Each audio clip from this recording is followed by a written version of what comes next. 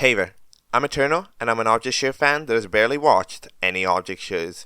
We have to fix that. Let's play Object Catchup. Hello and welcome into Object Catchup, this series where we discuss object show episodes right after watching them. Whether they're new or old, famous or unknown, it doesn't matter. We will get to it all. Now, I am hoping that this will be a big day. I'm hoping that this will be a big video. I will try to cover a lot of stuff because we are deeply behind in terms of shows from previously covered creators that we have to get to, and therefore the idea is that we're gonna get to it. Alright, we're gonna watch it as much as we can, and hopefully we're not gonna have ourselves get stumbled down. Hopefully we can get it done, we can do it, we can make some deep progress that we desperately need in that category, because we're about 2 weeks behind. Yeah, 2 weeks. So we have to properly sort ourselves out here, right? So let's jump into it. We're gonna start off here with one of the bigger series, FourPoint. So FourPoint in the last 2 weeks has released 2 episodes somehow, not exactly sure how, but episodes 3 and 4 released. Just as a reminder, in the last episode, what happened? I barely remember. So the star fella came in to host over there doing the 4 bullshit, right, of just murdering everybody. Over the contestants in this show, they don't mess around. They will protest. They will say no. So eventually, after they bully them, it's like, why don't you want to show my sister? Well, because you're murdering us. And they're like, fine, I'm not gonna murder you then. So the contestants eventually agreed to sign up for the show under this logic, and then they formed teams. I really don't remember what they are. And then we end up having the challenge, which is to form team names. So yeah, we have ourselves a little show here. I watched a little bit over a month ago. I don't remember it too much. However, it's FourPoint. It's not exactly a super coherent show, so let's just follow it. Episode 3 is titled As I Expected. Here we go.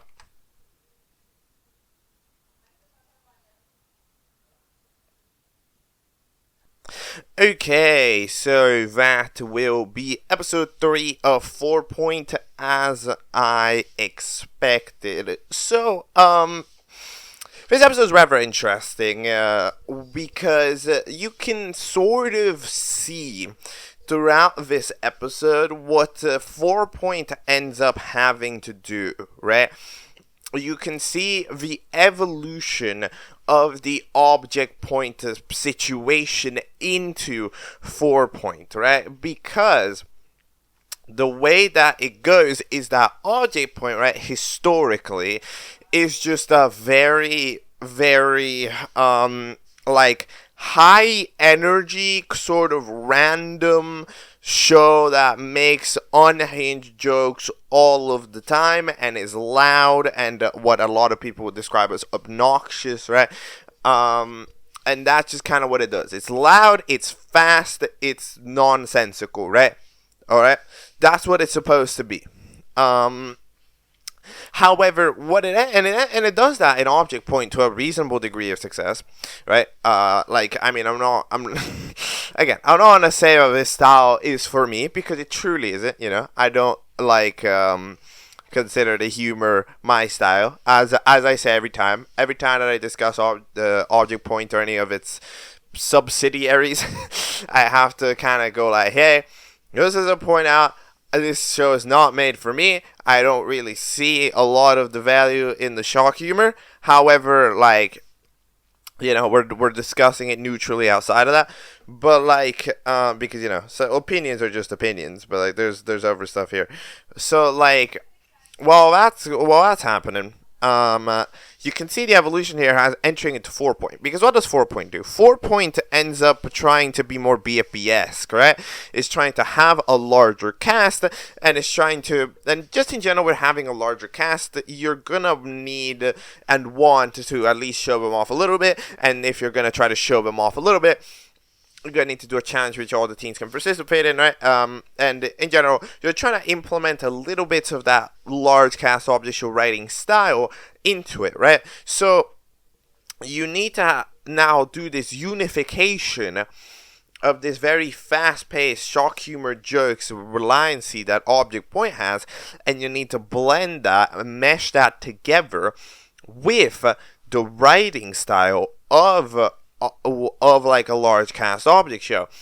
And then you get this, right? So the deal is that it needs to do that because it is both logistically impossible because of just how much stuff would need to happen in like 20 minutes to have a show that's just literally the same speed as an object point, but with this type of cast, right? That would be insanity. You know, like that would be so much stuff. So it has to slow itself down. But it is logistically impossible, and it also just wouldn't be as fun, you know, because like, I mean, again, the shock value hits for like 5 minutes, but like it wouldn't hit as much the loudness if your ears need to listen to something super loud for 20 minutes rather than for 5 minutes, right? So it's logistically impossible. So what does it have to do? It has to slow itself back down, right? So you'll notice that like screaming in this episode, not much, a little bit, right? A couple of arcs, if you can call them that, have it, right? However, like in general, a lot of the time screaming isn't even one of the main components. The characters sort of say their lines, and then we end up switching more into timing, right? Because as you know, old Object Point used to do, you know, just kind of pure loud vibe. There was very little timing to the gags that the show was doing. It was kind of just doing it, right? And as it was kind of just doing it, you end up having like very little timing. However, here it's picked itself up based on timing a lot more.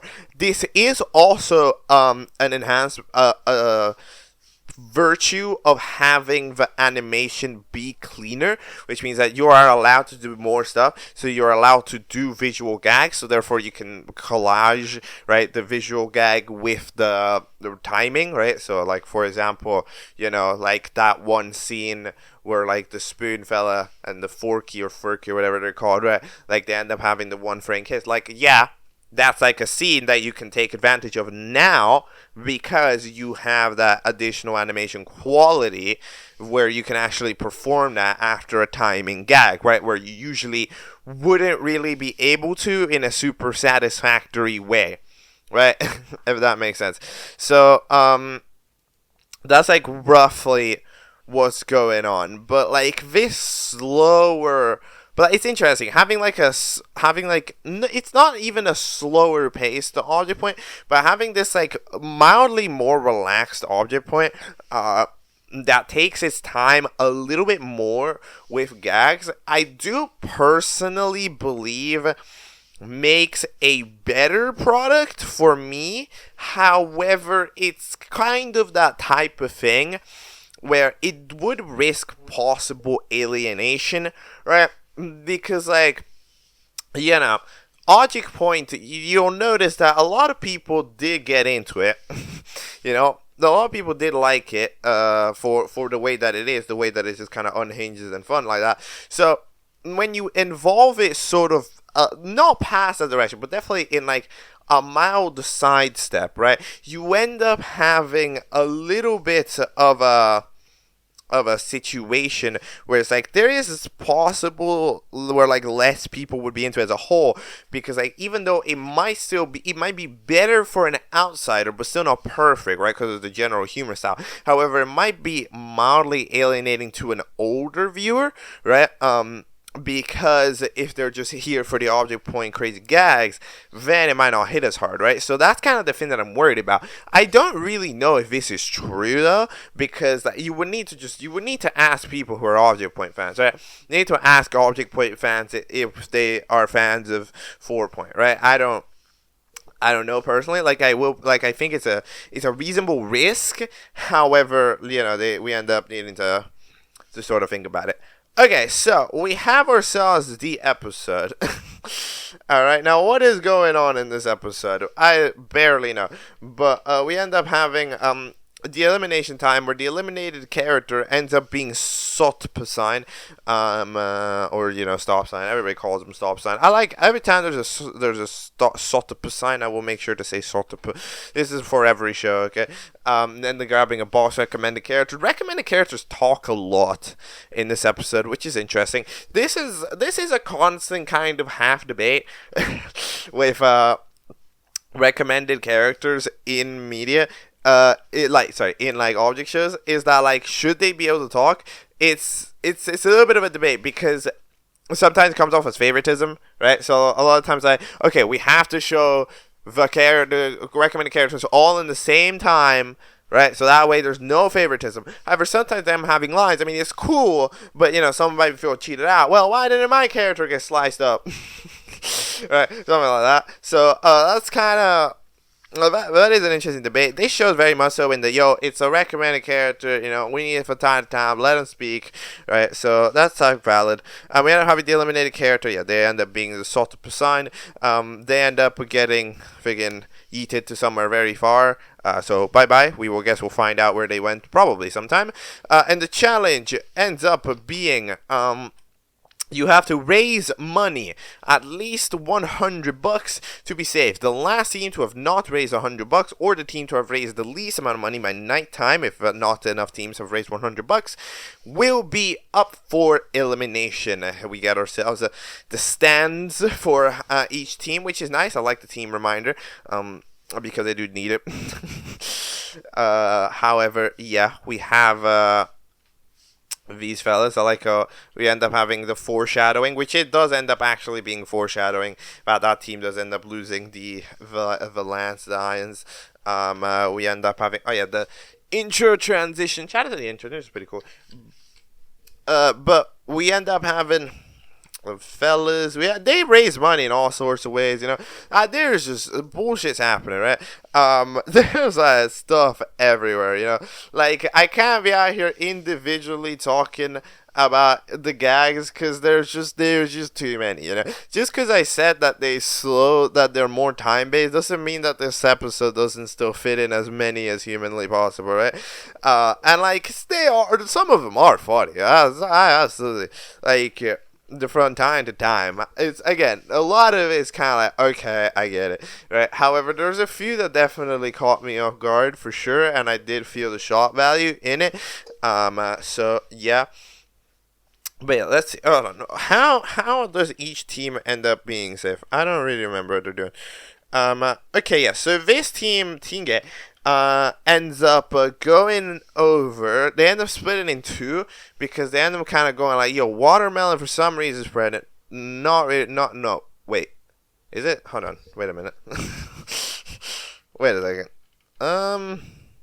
Yeah, it is watermelon. Wait a minute. There's two watermelons? Wait a minute. Oh, no, that was like a YouTube logo. Oh, YouTube exploded. Oh, okay. Oh, because I thought you were watermelon. Okay, well, my bad. Why did YouTube explode, huh? I don't... Okay, whatever. So, yeah, that team ended up splitting in two, because Watermelon's pregnant. So they end up sort of staying there in the hospital. They make a couple guys about that, because of course they do. Then they end up dipping away, because they get distracted, because of course they do. Then eventually rush back in. We end up doing a lost meme. And then, I don't know, maybe no more. So, yeah, unfortunate. Then the other team, so because of YouTube exploding, we end up having the Emerald and Boxing Glove, and then kind of going like, we're kind of screwed. So they proceed to go to jail, which is not good, and then we eventually get out of jail by selling Emerald, because you bail yourselves out using Emerald, and then by using Emerald we end up also technically worth more than $100, so we win the challenge. Fair enough. So we proceed to have okay, so Team DI. So this is the team that ends up actually losing. But first of all, we end up having the freaking orange team. They end up building a big lemonade, and then Random ends up buying it. But it's not Random, the guy that made BFFB. But we end up having a traffic cone and Diamond D being like, Button sent inappropriate text to me, and boom, big accusation. Button is saying that it's not true. However, apparently there's proof. Now, of course, we don't get to see the proof, and Button doesn't get to see it either. So we don't actually know what it is. However, you know, considering the unhingedness of these characters, it's probably pretty bad.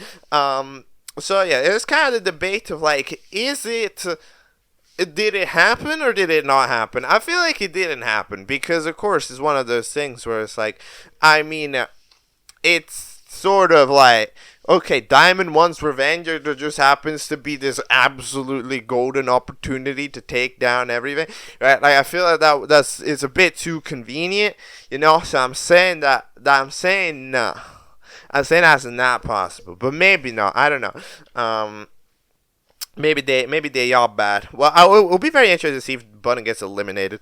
That'd be interesting to see if they get eliminated or not. But like, there's interesting debates on both sides.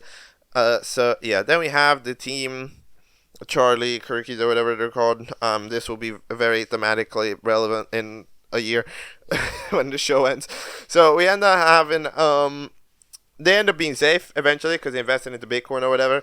Then we end up having the Vortex's team, SVP or whatever. They end up just winning. We don't really get to see much about it. They just win. Good stuff. Then we end up having Strawberry just sells. Yeah, Strawberry just does a lot of selling. So somehow Strawberry is like the only person that doesn't know the news, because everybody else does. Everybody else caught it immediately. News spreads fast around the object point lands, or whatever they're called. I know they had a name. I forgot what they're called.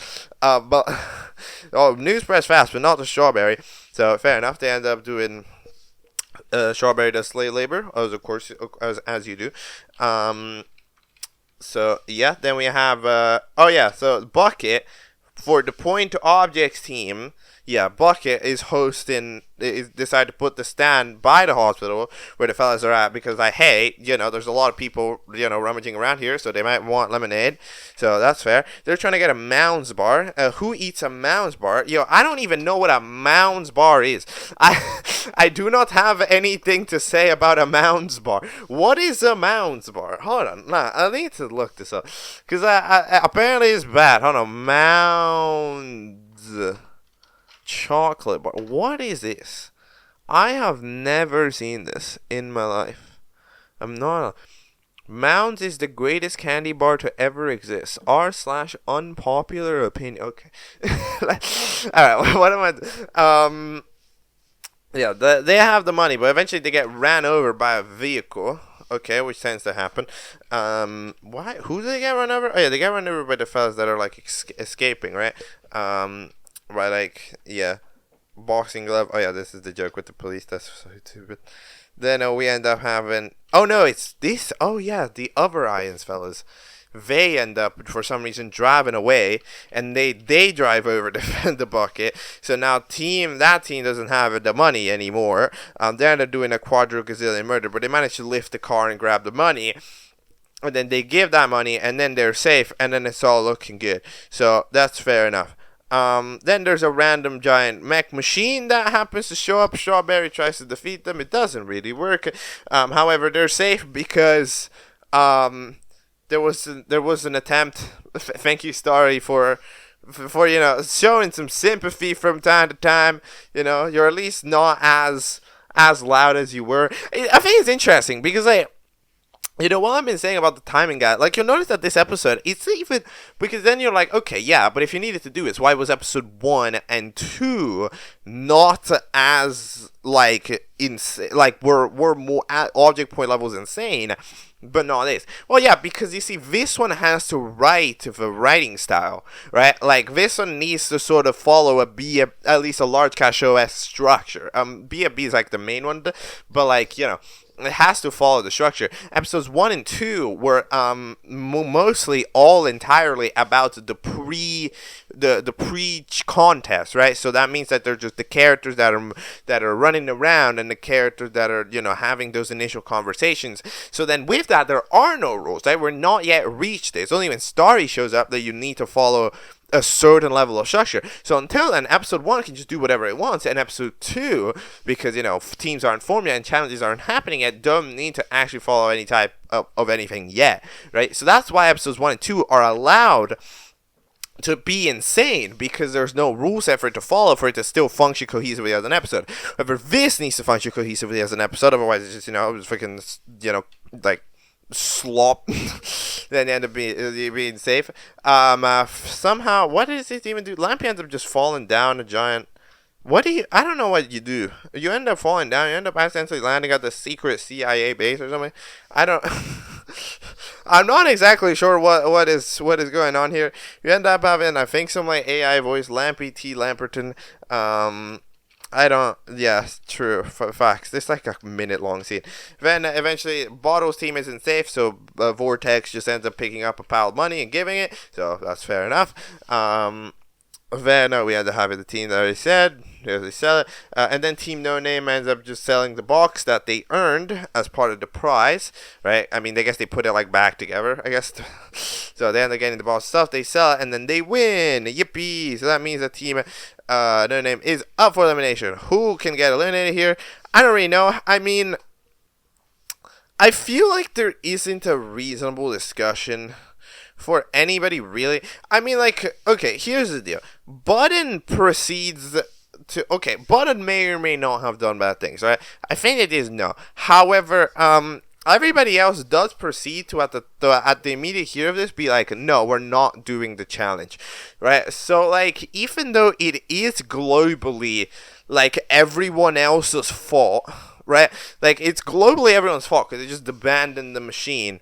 You know, they just abandoned the stand as soon as they heard the news, when they still should try to win the challenge, right, for themselves, more than anything.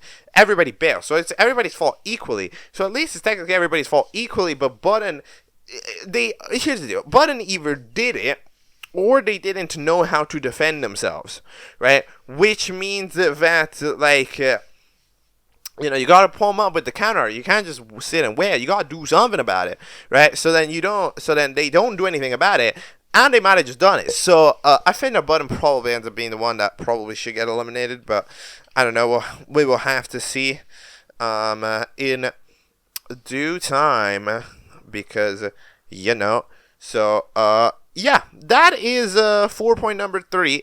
I'm interested to see this, because I have no idea how this goes. Like, there is no way you made a 14-minute long FourPoint episode in like a week. Especially if the elimination lasts 3 days. I mean, that you would add 4 days to make a 15-minute episode. So something's up with this episode 4. I don't know. So I'm a bit suspicious of this video. I'm not gonna lie. But, like, alright, let's see it. Episode 4 of FourPoint is titled Up for Elimination. No, hold on. Up for Eliminaton.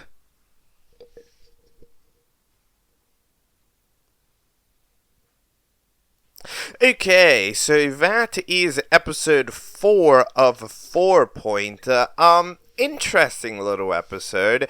So, like, I mean, the clear question that gets, I guess, brought up when, you know, I'm thinking about this episode is that this episode ends up getting done in, like, a week. Right? And it's like, hold on, how does it do that? It has 3 days to wait for the elimination. So that means that the episode was made in 4 days. Now, was it? I mean, I don't know, but it's not looking like it. I mean, okay, here's the deal. It is definitely stalling a little bit as an episode.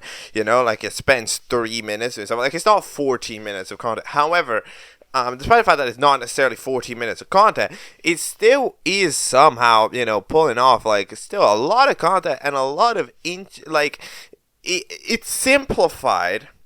However, just because it's simplified, it doesn't necessarily mean that everything's doing, you know, that everything's simple. There's still shots in here that are a little bit more complex. So I don't really know how that happened.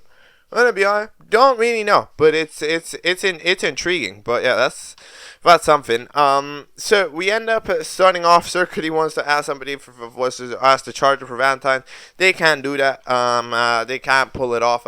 So that's a little bit unfortunate. And then we end up having the elimination where the eliminated contestant ends up being Furky. So why did Forky get eliminated? Nobody knows. I mean, at the end of the day, it's one of those things where, like, you know, contestants in this show are gonna get eliminated based on vibes, right? It's gonna be mostly based on vibes rather than too much stuff. But yeah, in terms of 4-point episodes, I definitely think that this is the 4-point episode with the biggest chill pill. Like, there really isn't, like, in 4.3, it was definitely playing the game with the jokes, and it was pretty content, right? Like I said, that it was more chill, you know, in terms of, like, there was more emphasis on timing with the jokes itself, which means that they end up being a little bit more relaxed. However, I think this is probably the most relaxed variant of it, you know, where, like, it's mostly because the jokes that it makes are mostly jokes about the competition rather than jokes about any other stuff, right? That's the best way that I can describe it. So, yeah, but we have ourselves the challenge. So the challenge is Mr. Beast. No, the challenge is stay in the circle. If you leave the circle, you will leave. If anybody, hold on, wait, let me figure it out. Hold on. So, I need to try to understand the challenge explanation. Stay for the circle. If anyone even thinks about moving a finger off of their circle, their team will be up for elimination. Alright, sounds good. You heard the words. You heard the words. These are the factual words. So it ends up being a little bit of a complicated situation because, of course, as we get to discover how it goes is that you are safe.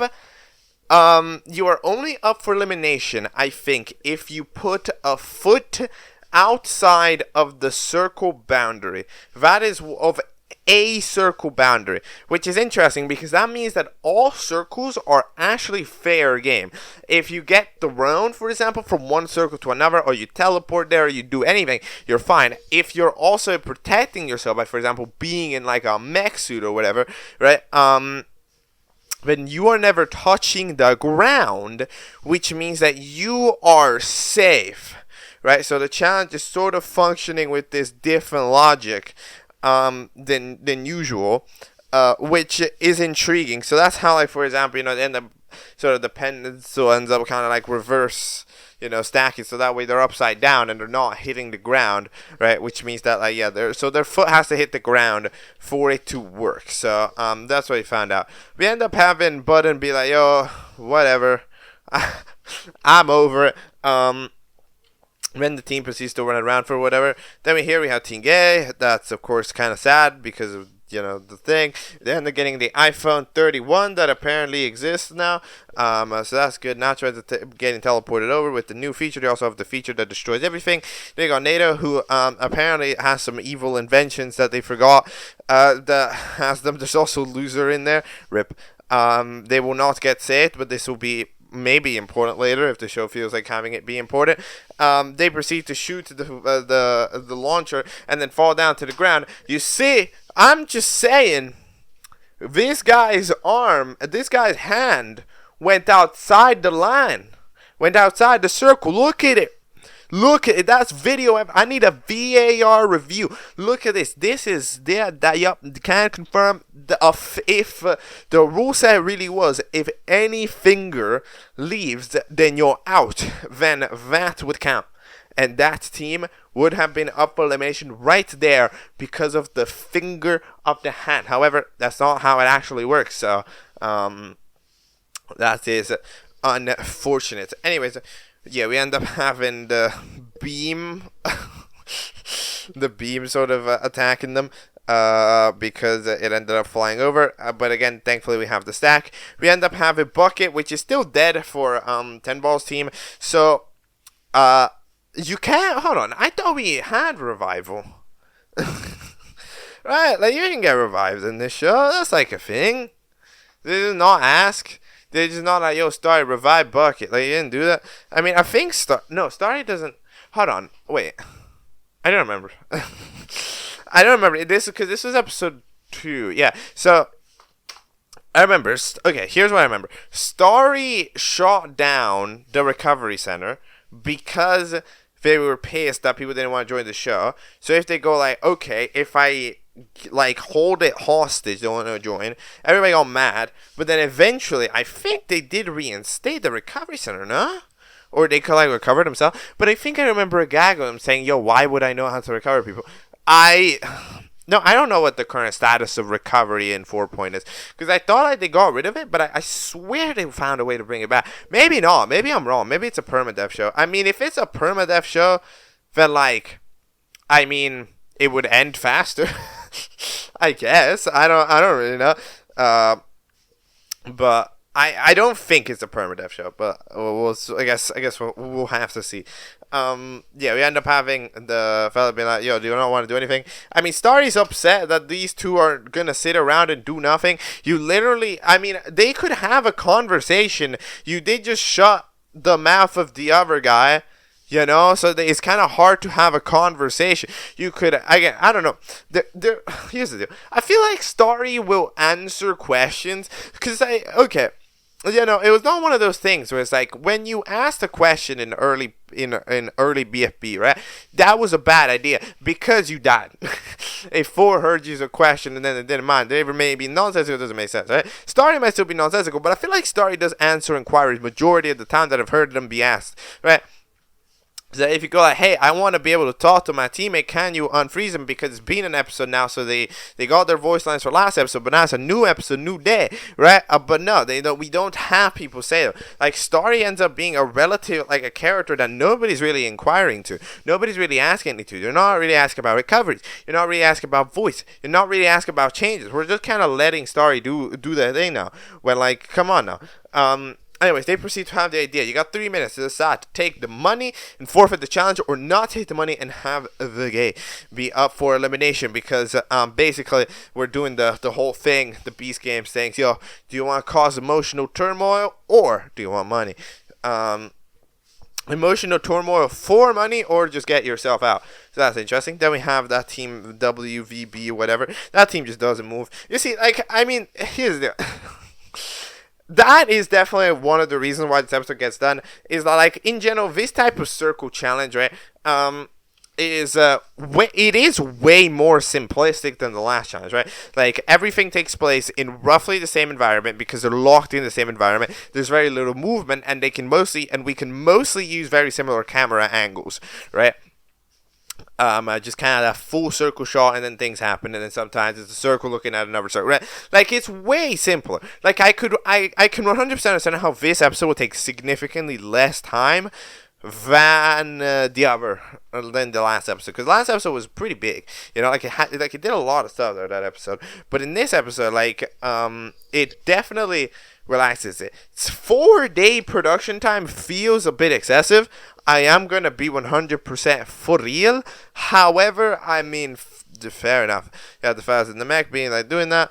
Then we end up having circuitry trying to get attacked. Then Lampy proceeds to say, wait, what did they say? They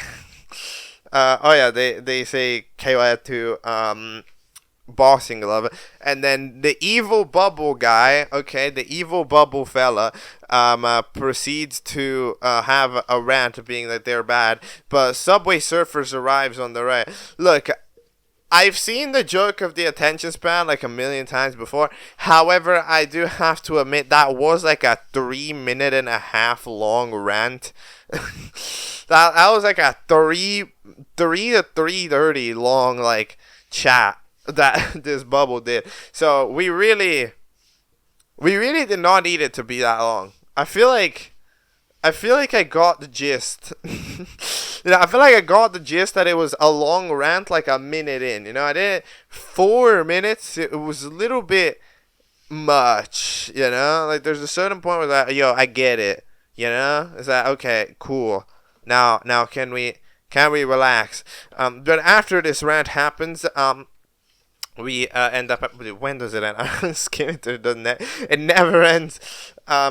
Then Spoony ends up going, hey, I want to be up for elimination. Why do they want to be up for elimination? Well, because Spoony wants to get eliminated and see 4K, whatever the hell the elimination area is, presuming that they go to the same elimination area, which tends to usually happen, right? So then they proceed to try to do some controversial things that would get them eliminated.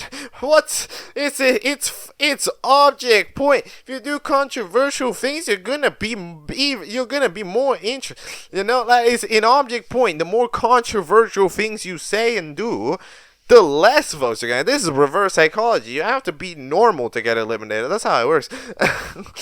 But eventually, circuitry, after getting motivation from Erica Kirk, proceeds to not a name that is pet to be saying in Object Catcher, but proceeds to charge up and eventually go Super Saiyan mode and start, getting electric circuiting and then sharing that energy and shooting lightning beams. I will say I like the gag of the fact that Circuit proceeds to recite a paragraph or two from the Evil Bubble monologue. I do actually like that because it gives you kind of that reward, being like, hey, did you pay the remotest attention? Here's a reference to it. That way you'll be like, oh, that's clever, right? So I actually like that.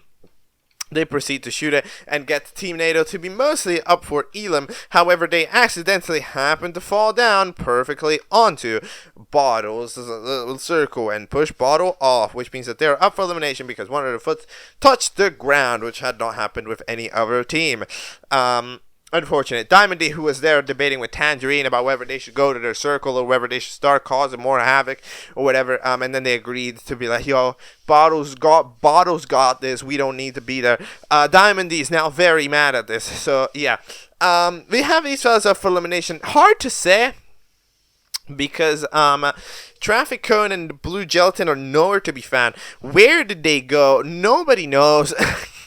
No, really, where did they go? Hold on, because they sold a big-ass lemonade last episode.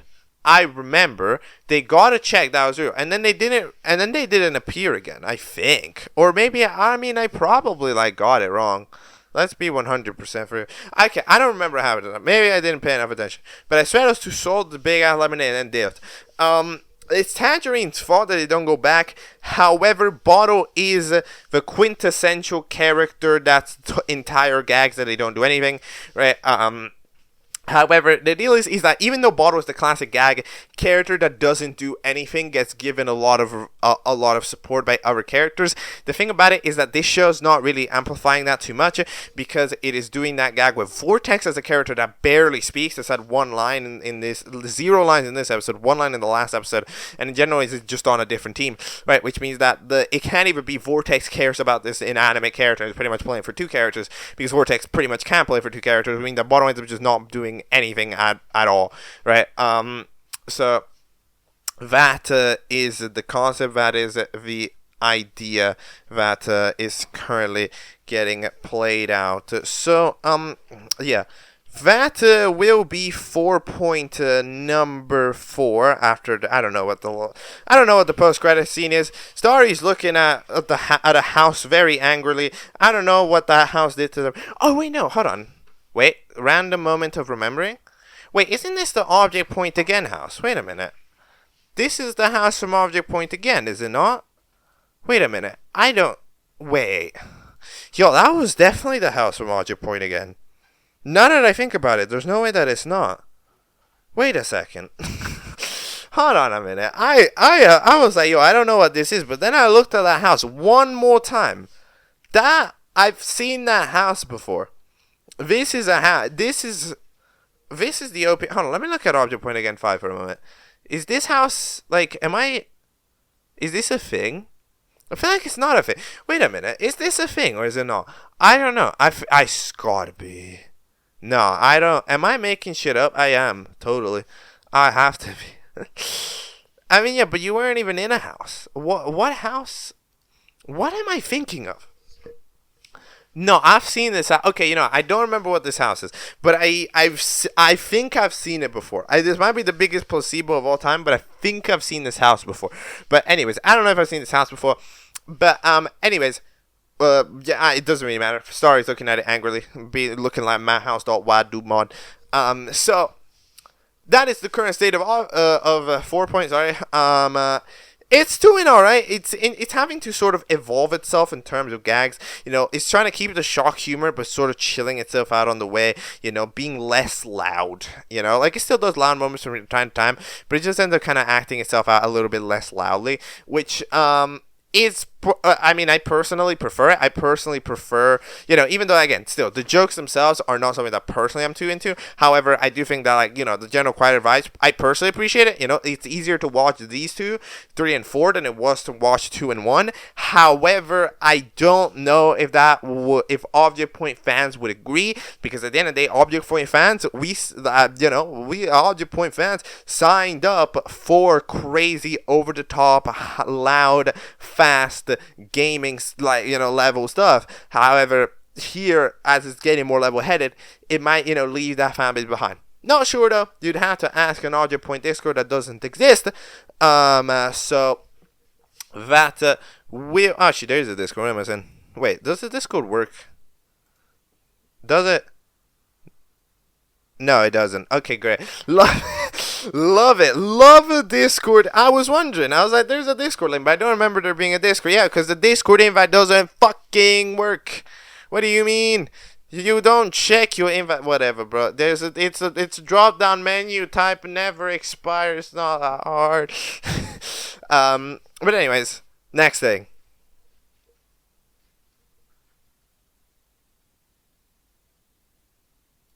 Okay, next up we're going to be going over to FastBoy Productions. FastBoy Productions about a month ago started the 2 weekly object show, alright?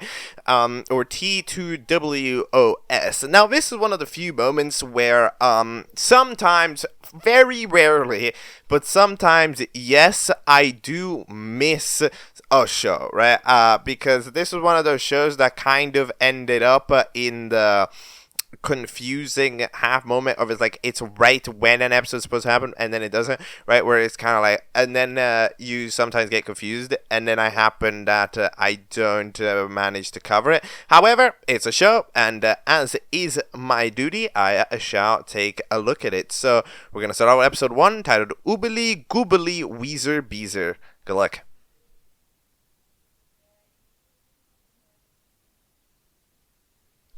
Okay, that is episode 1 of the 2 weekly object shows. So, we have ourselves the challenge of being to make toast.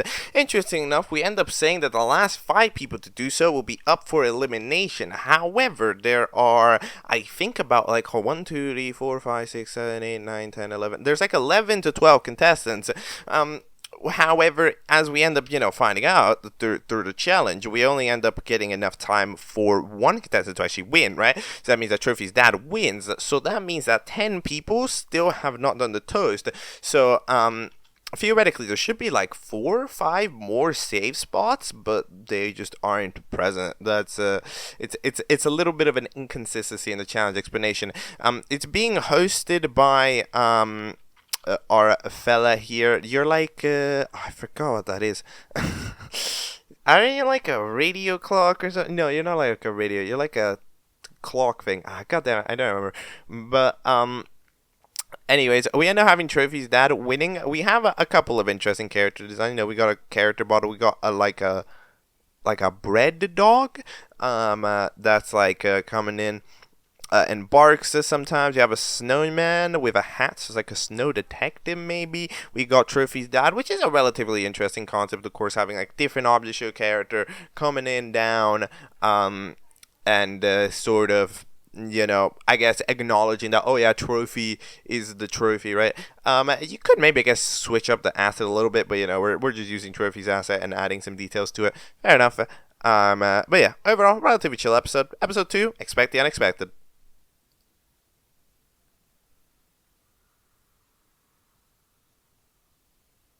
That is episode 2, another quick hello episode. So our host, which I've somehow forgot what it is, ends up giving Echo Golf being eliminated.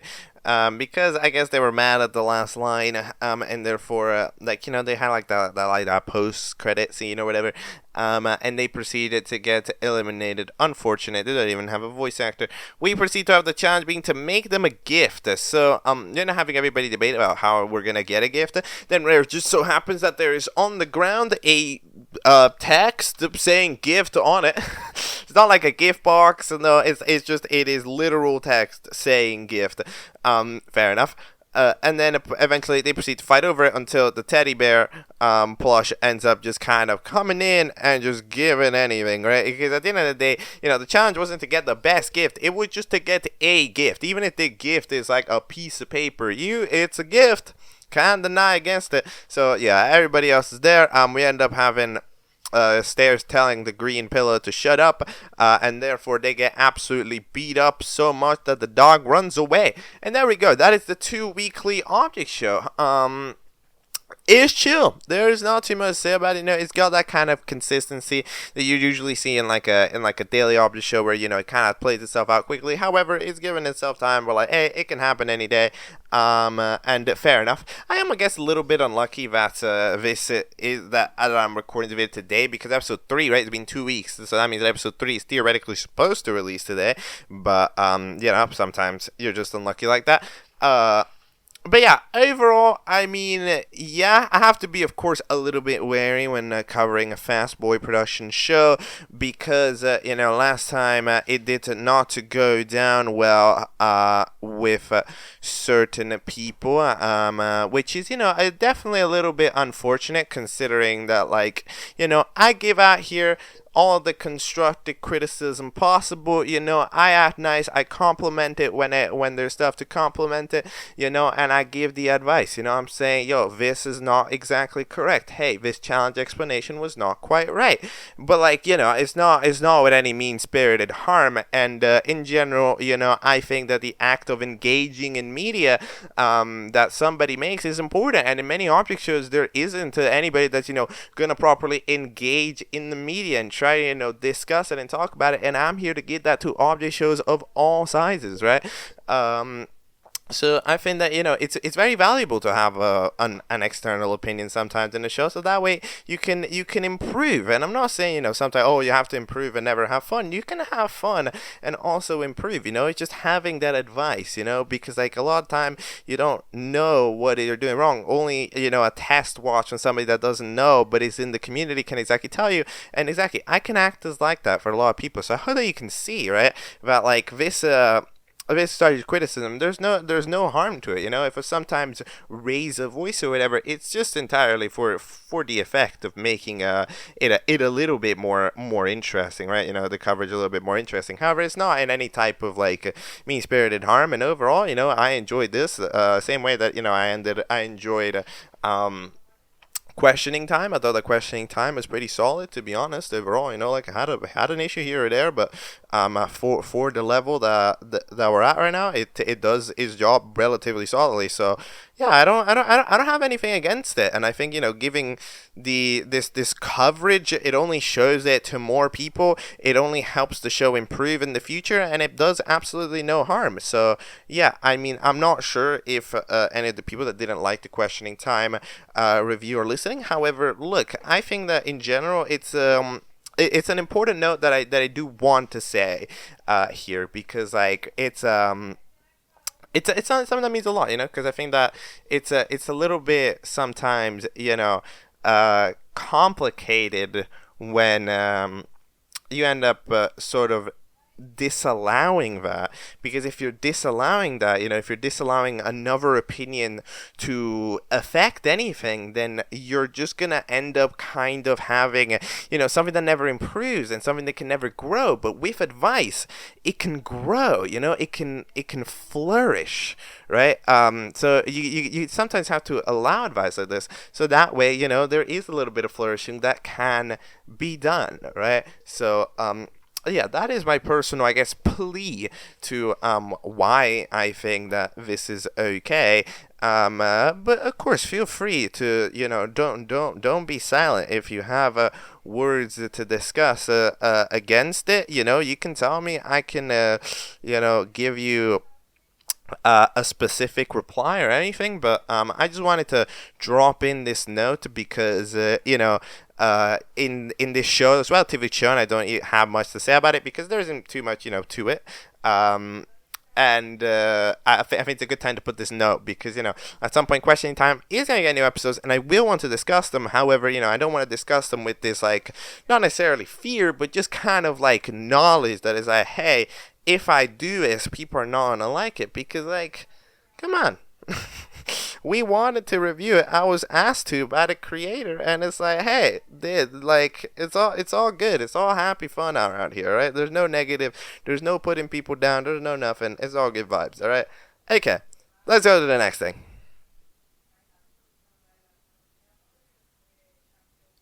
Okay, next up, a little bit of a mysterious release. So we're going over to PeaceMapleOSC because episode 2 of the Novemberly Object Show released. Now, I'm not exactly sure how that is possible. However, it did. So just a reminder, the Novemberly Object Show is the first thing we watched from PeaceMapleOSC back in November. It was a quick little show made by Turkey with a cast of interesting things. It was one of the most random casts I've ever seen. The challenge was to make it to the Macy's parade, and then we ended up having Parappa get there alongside Parappa Jr. Everybody else didn't make it, and then the episode just ended. So Parappa currently has a stronghold on Novemberly Object Show. It's time for episode 2. It's longer than episode 1. It's not in November. The episode is titled, wow, it's February already. No idea what I've got to expect out here. Let's go.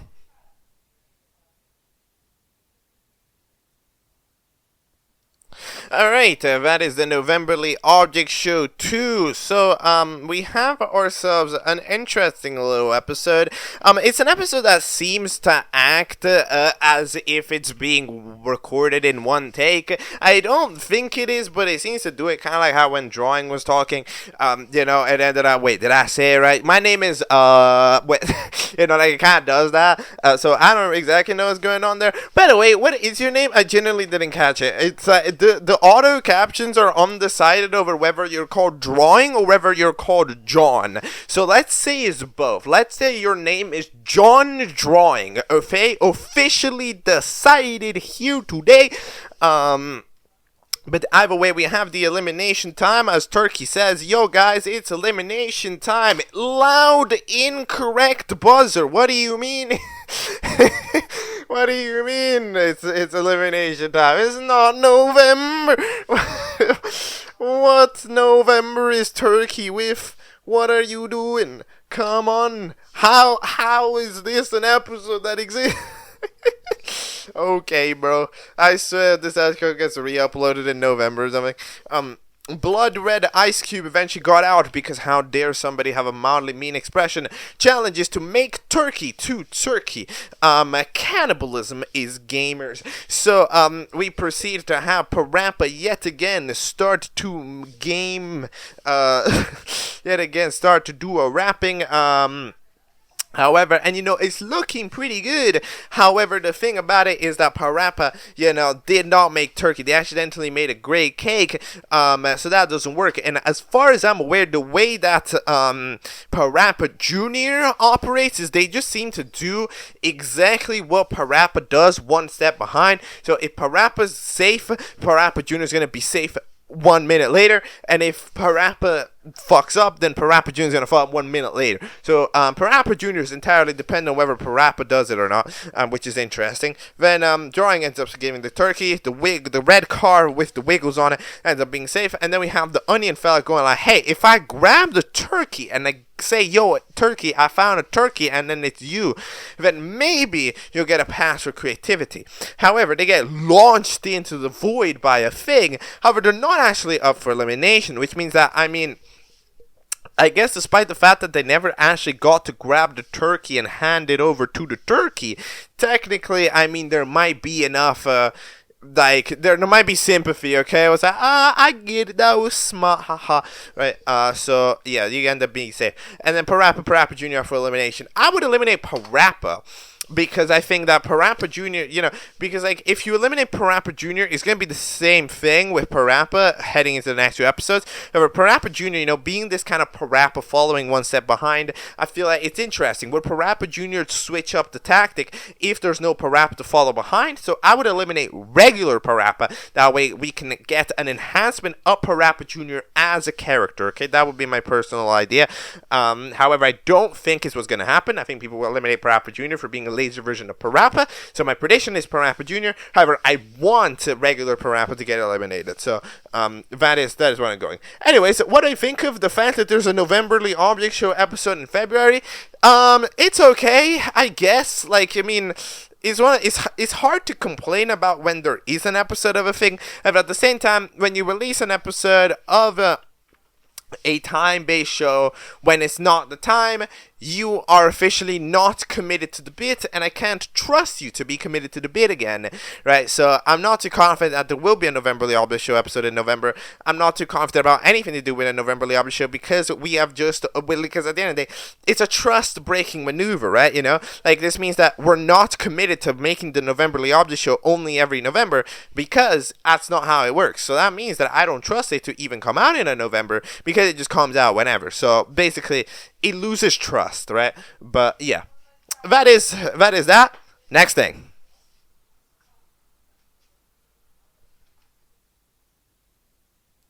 Alright, next up we are going over to International Purple Phones, or FUC Nationals. The phenomenon is the Indonesian or Malaysian creator that created FUC, the show, which has had episode 3 released about 2 weeks ago, of course. As a reminder for what happened last time, it was episode 2, and it was a bonus episode that didn't really have much to do with anything. It was a collab with the contestants from Fight to Live from a random Malaysian character, and they kinda just hung out. They were kind of just hanging out. They were having fun until eventually the host, Bulbhead, never arrived. Then they eventually see the Bulbhead right there on the floor dead, and they're like, what the hell's going on? Until eventually the star fella ends up going, yo, what are you on about? There is nothing here. So, basically, our host is going insane, and we've not even had an elimination. So, that's great. Let's head into episode 3 of F.C.U, which is titled, Shouldn't Be Leave Alone. Okay, let's go.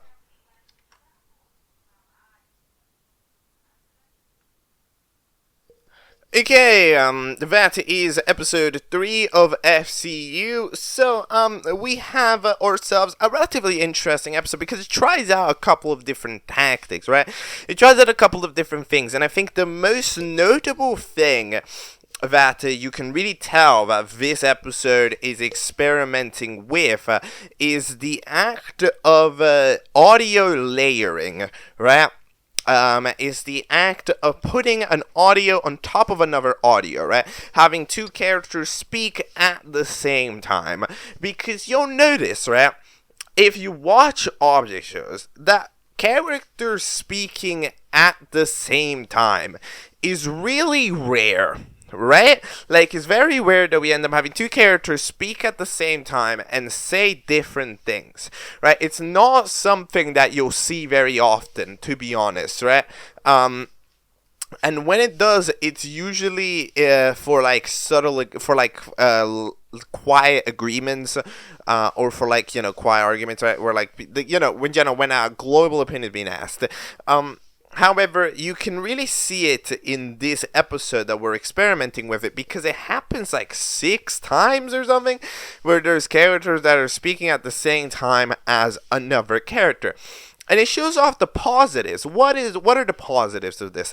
So the positives are that it does make it feel genuinely a little bit more human, right? The factoid that interactions are imperfect and characters are answering on top of each other sometimes and doing that stuff, is interesting because it is directly different to how it usually is, but it is more similar to actual conversation.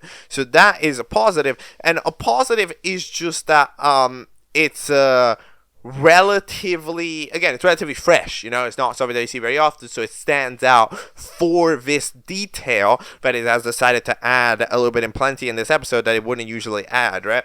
However, the negatives is exactly the reason why a lot of other shows don't do audio layering like this. What is the reason that shows don't do audio layering like this?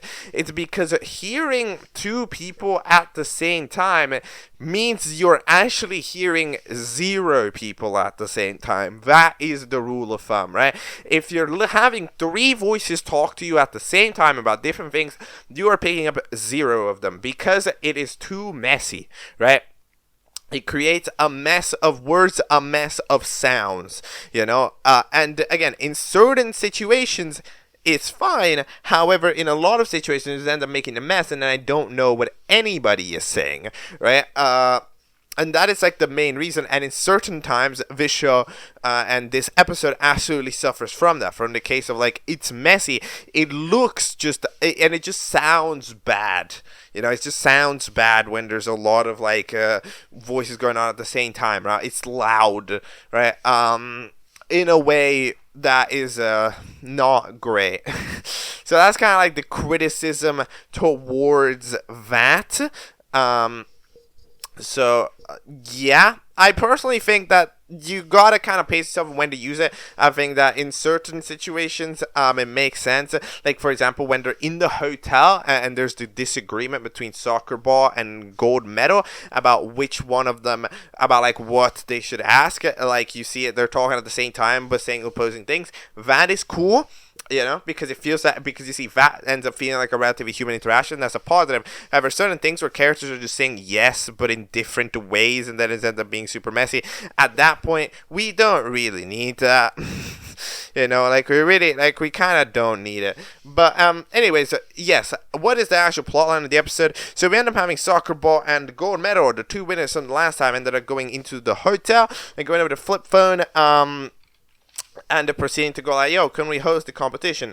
Flip phone says sure. So they proceed to make the competition. We do team picking because they won. Remember the capability of being team captains. They end up picking over their teams. And we end up having the first team, gold medals team, titled "We Will Never Give Up," which is the team of gold medal, the candy fella, the red bow tie. No, Yourboitayy. The candy's the other one. Sorry. The bow tie, the paper notebook. The forky, the golden token, and the you want to call it golden token, whatever, the coin, and then I don't even know. That's like a burnt waffle. And then the other team ends up being called, because of the mini red ball, it ends up being called bow tie. No, wait, I got it wrong. The other one was candy, and this one's the bow tie. Super apology. But yeah, so this is the red ball. So this team is the red ball, the bow tie, the strawberry, the cloudy, a rock, and then a Pop-Tart, I guess. So that's called the choo-choo.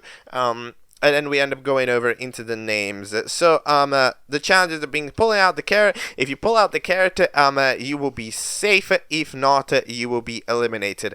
As usual, I will just very quickly, I guess, point out that main criticism that I always do with this series. And it is that it is an English show. However, it's an English show created by a person that unfortunately just doesn't have enough of a good grasp of how English spelling rules work. So it ends up as like a lot of little sentences here and there, where it's like you get the gist of everything. However, at the same time, everything is just a little wrong, and like it's kind of difficult to correct because it's everywhere in a subtlety, right? And that's like the main way that I can criticize it, right? But like, yeah, in my personal opinion, I do believe that I would recommend this show to just switch out of English, but might be too late at this point. So the challenge ends up starting, and they end up having, some troubles, because pulling out a carrot is either really easy or really hard, depending on what carrot you're pulling. And for some reason, there's definitely enough carrots. Like, half of the people in the show are not doing much, to be honest. But either way, we end up calling over to strawberry.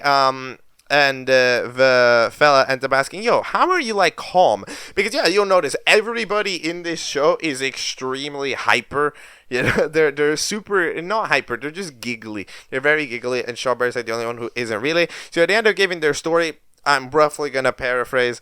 So story is, they were a bad kid and they were toxic, and their parents tried to get them to stop, but they never did until they found a candle. It is literally just candle from my eye. That's the description. It's just a purple candle. And apparently she was acting super nice, and by acting super nice and super calm, right, you end up kind of transforming. That Strawberry, felt that kindness without needing to get yelled at, felt that kindness, therefore didn't need to rebel, and then you start becoming more like them. So they sort of picked up from Candle through it. Now, Candle from My Eye is one of my favorite characters, so I'm glad that Candle from My Eye is indeed affecting Malaysian objects, but we proceeded to have themselves be now chill because of that. And then it turns out that Gold Medal, while they were having that conversation, ends up pulling out the carrot. So yeah, Team the Choo Choo is up for elimination. We had to see our voting icons for the first time. They're relatively cool. Yeah, I will. Yeah, they're solid. They give the information that you need. And then eventually we end up having the important scene where a delivery box, which was trying to do a delivery. By the way, I'm sorry, you didn't have the delivery on you. Were you the delivery? Like, are you, like, is the living delivery box, like, are they the delivery? Like, I'm sorry, where is the delivery they're delivering? But they proceed to drop down, and then what seems to be a Samsung Galaxy is coming in and doing a murder. Okay, it is not good. And they're shooting their laser that makes people inanimate. And then it's going great. They're doing the Mi Phone X, right? Where they shoot a laser beam, and then that person ends up becoming just the object version of themselves. Everybody that currently faces them ends up getting so then Flip Phone has to stop them, but then we end up not exactly know what's going to happen. They know that Star is dead because Star tried to go over there, fly over, maybe, I have speed, maybe I can pull off this attack or whatever, but it doesn't really end up working out, and then we end up having the video just end there on that cliffhanger. What's gonna happen? I don't really know. My personal opinion is that, well, other than the fact that these arcs have been a little bit close by to each other, I do think that in like all 3 episodes we've had this kind of like drama building going on, and while it's fine, right, like there's nothing wrong with the drama building itself, the problem is that it's not quite working. Why is it not quite working? Because it's too early. You can't do it at episode 3 because the show needs to have a semblance of structure. So how does it work? This is the classic structure that I mentioned for all episodes. So this is what I recommend. Episodes 1 through 5 should be entirely focused on characters, right? They should be focused on our contestants, get challenges that allow the contestants to show themselves off and have, long moments of showing them. That way we get to figure out what everybody's deal is, what their quirks are, who their friends are, who they're not, right? Like have that introductory moment where we get to learn about the cast. And then after you learn about the cast for the first batch of episodes, you can pick it up into the middle game where arcs start to flourish. Characters start to have bigger interaction, bigger arcs start to happen, and maybe villains start to come in, right? Into the middle game, however. So this is too early because we're doing middle game level arcs into the start. Because you see, like when a character like Star, for example, gets yeeted away, it would hit much more if I knew who Star was. However, Star's a character has had like 2 lines so far in the show, right? Like I barely know anything about them. So that means that, like, again, before these arcs can happen, there need to be a couple of episodes to where just learn, right? And like it's doing good work, It's sometimes like I understand this to a certain extent, right? Like for example, a character like Strawberry getting introduced and getting screen time, right? I mean, like that's nice. A character like Cloud, I think, gets a relatively fair amount of screen time in like episode 1, for example. That's good stuff, right? However, it's not doing that to everybody, and that's why, we usually give it like that 5 episode window for it to brew and show off its characters. However, it's sort of skipping that a little bit and already starting to do arcs, and it's like it's not quite the time. It doesn't hit as hard because it's so early. You need to allow the show to world build before it tears the world down. basically, is the best way. Before she can go down, she had to get up, right? So, yeah. That's all. However, I do think that it's relatively solid. Overall, I could roughly understand everything. And yeah, next thing.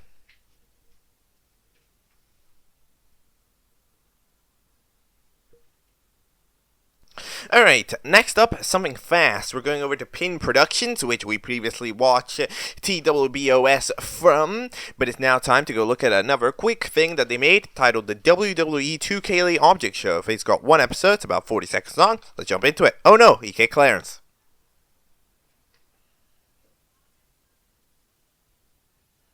Alright, that is episode 1 of the WWE 2K Object Show. So, I mean, it's cute, I think it's nice to have somebody, right, who's, like, you could even see this mentioned in TWBOS a couple of times, right, and I think it's nice to have somebody, just kind of unabashedly, unafraid, just putting in their interest that's kind of not related tangentially to object shows, trying to blend those in together. I think that's a nice set of creativity to have, and it's pretty inspirational. And even then, the act of like using the video game itself as a potential fuel for as replacement animations is pretty interesting. And I mean, we could possibly get pretty creative with it. Maybe you think a couple different games or something. I don't know. It's kind of interesting. I don't know how often WWE 2K is. So I guess I don't know when that releases. Maybe it's when the next game releases. So it's like in WWE 2K, the next game. Oh, so is it like every time the game releases, there will be a different character to kick them depending on what they are? Well, I mean, but they are putting in a lot of faith that none of these contestants, that none of these people will ever stop being wrestlers in a WWE 2K game. I don't really know how WWE 2K is. But anyways, this is cute, but I don't have much to say about it because I'm not into the subject material. Next thing.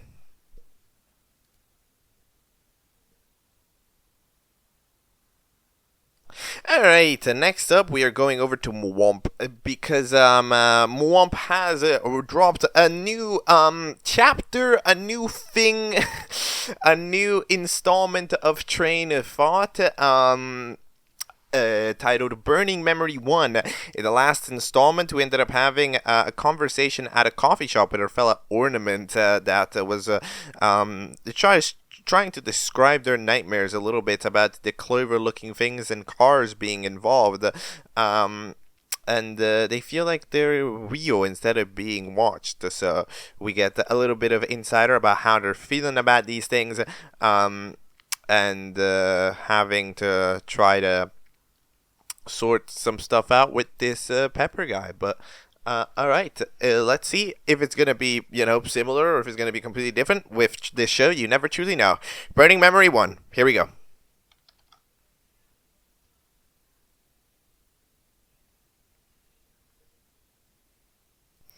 Okay, so that is Burning Memory 1. So the puzzle starts to fill itself out, I would say. This episode starts to give us a couple more insights that before we didn't know anything. A shout out to the warning at the beginning, by the way. It's good to see when a show does a warning because it wants to, rather than because it has to, right? But anyhow, we end up having, or the two characters in this episode, this sort of Christmas light, a fella called Elliot. So she's the one who appears 100% in the painting, quote unquote, in the video Nightmares. Or at least it's a very similar character that does. It's similar enough to where you can reasonably presume that it is. Because the animation software changed, so the design there is actually a little bit different than the design here. However, it should be roughly the same, right? Especially because that one might be on and this might be off, right? So yeah, and then we have our other character, which we don't get to see the name of, but eventually we discover their shape. And they seem to be a relatively rectangular fella. I have to be 100% honest with you, I have no idea what object that is. It looks like one of those fancy picture frames. You know those like fancy picture frames that they have. But as far as I'm aware, that should be Amy,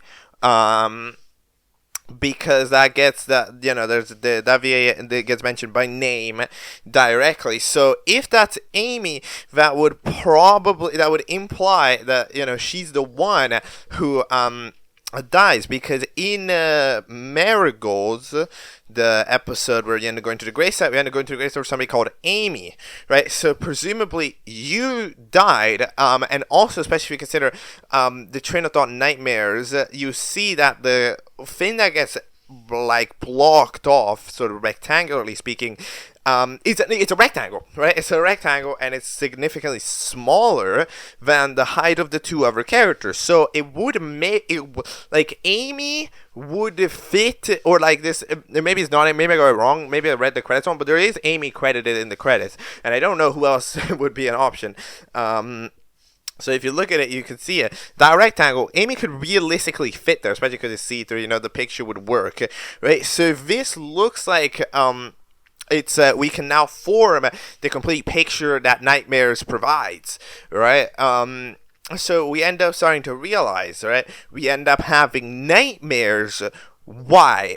It's very difficult to know. However, we have the clover eventually draws by. We end up being in this sort of void here with the clover that's directly speaking to them, saying this poor girl, and then eventually we end up having friggin' ornament, which you probably, at this point, everybody has a name, so you probably have a name. I don't remember yours, I'm really sorry. I'm just calling you ornament for now, alright? Look, you get it, okay? My apologies. But like, they eventually shed a tear at it. So that's kind of what's going on. It's looking like it's one of those situations where we have this constant memory that ends up with treading nightmares because of Amy passing. Seems like this is a thing that's affecting it deeply. Now it does change my concept of the picture, because I remember that the original idea that I had for the picture, because of the smaller character, right, was that sort of ornament and Elliot, which is the freaking light, ends up, I thought it was like they were like in a relationship, and then there was maybe a kid there, and that would be Amy. However, in the way that this Elliot-Amy interaction proceeds to go, that doesn't make sense, right? I don't think that's a kid-mom interaction. It's a bit blurry, because like, as you can see by the video, we have like Elliot is either drunk as hell or drugged out of her mind. One of the two. Like, something's going hella wrong there. Like, things are not normal. Like, something's going wrong there. So that's a thing. And then, however, Amy looks relatively normal. So I don't really know. Maybe they were just three friends, because that's kind of, that's the one thing that I'm not 100% sure on, right now. I think the info might be somewhere. However, it's just what is the relationship and the current relationship status as well of Elliot and the ornament character. That is the question. That is the who knows.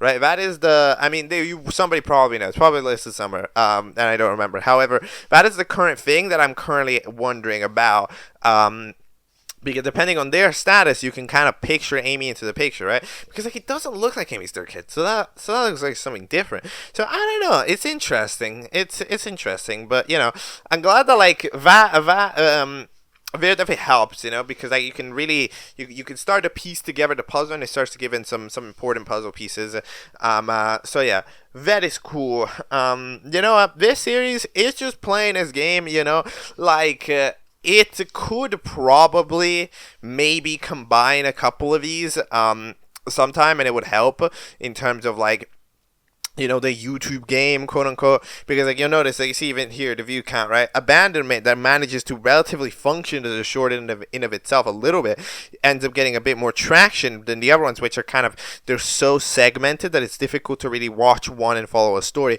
But I think more needs to release before that can be a thing. So it's it's interesting.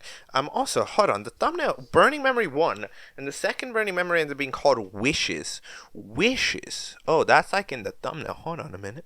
Okay, Wishes. Well, I don't know what that means, but I mean, I know what a wish means, but I don't know what that means in this context. Anyways, we're solving the puzzle one video at a time. I'll wait for the next one. Next thing.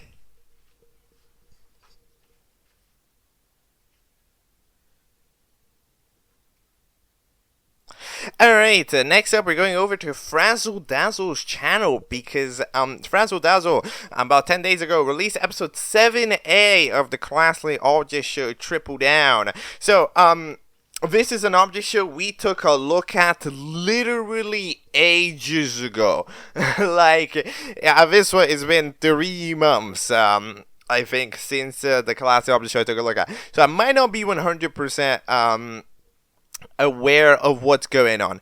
But anyways, Dr. Pepper, if I'm not mistaken, proceeds to die or whatever, somehow. And then this rainbow marker ends up coming in as a host, and we end up having the fact is that, right, what was the idea?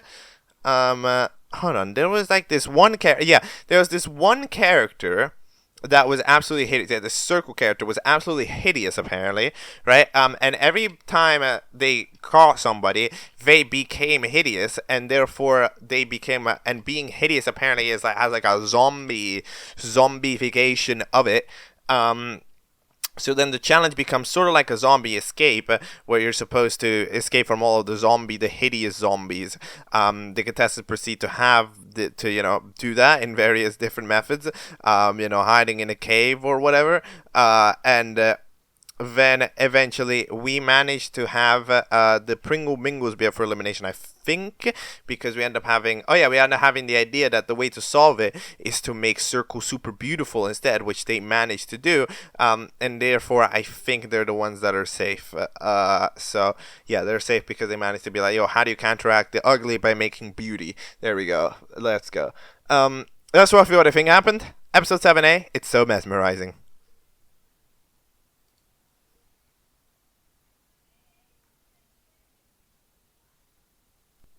Okay, so that is episode 7A of the classically object show Triple Down. Yeah, there's some intriguing things going on here. I feel like this show is having a little bit of like a fight in terms of like what vibe it even is, because like it ends up that this show, right, is relatively full, historically, of characters that are kind of mean, right? Characters that are kind of mean and kind of rude, and that was like slowly just happening. And then it picks itself up at the extreme in this season with Dr. Pepper just being the worst. Like, Dr. Pepper actively just is bad, right? It's like arrogant, rude host to the degree where it shuts down writing even. And I think that Dr. Pepper, gonna be 100% honest, stands out as one of my least favorite characters in Object Catchup still, right? So it ends up that as that happens, you end up having the characters generally need to become more arrogant as a result, right? Like, a lot of the time, the host dictates how the contestants play because it just depends on it, right? So heading into a bit of the last episode, but in the last episode we didn't get to see it that much. In this episode especially, we get to see a rainbow glow stick, or whatever you're called, rainbow glue stick, sorry, ends up kind of being a little bit of like a countermeasure, but you can see that like there's like a residue that goes on here, right? In the way where like the contestants are still in general are gonna be acting relatively rude, while the host ends up being relatively nice to compensate, right? So it makes, and especially as sometimes, the writing I think also sometimes leaks itself onto Rainbow Glue Stick, and sometimes they act a little bit arrogant, right? You end up kind of having this interesting interestingly awkward situation that this show is kind of currently playing itself with, you know? I feel like it's not 100% settled, you know? And I'm interested to see how it's eventually gonna settle, like into what spot. But anyways, Evil Phil manages to recover with a potion one of the ultra epic dead bodies. You remember of this F guy who Dr. Pepper just did the blah blah blah blah blah to. That one time, I don't like, you know, there were a lot of times, but that was one of them. So they go like, yo, do you want to host the show? All right, so how about this? Take them both down and then we're good, right? So that is the idea. So they will proceed to try to take over the show alongside, and then hopefully, I guess the plan is like, oh, I'll join the show if they let me win or something. We end up having a relatively fun gag about how Gluestick and Dr. Pepper are as friends. They just bite them constantly. Just uses them as target practice. Yeah, I mean, obviously. We also end up discovering where the recommended characters go, the failed debutantes. They're in some type of void place, which is interesting. So, you know, we might get developments on that end in the future. Circle Buddy is back to being ugly. That is unfortunate, because, I don't know. I feel like we could have waited a little bit, right? I mean, I feel like we could have waited a little moment, you know?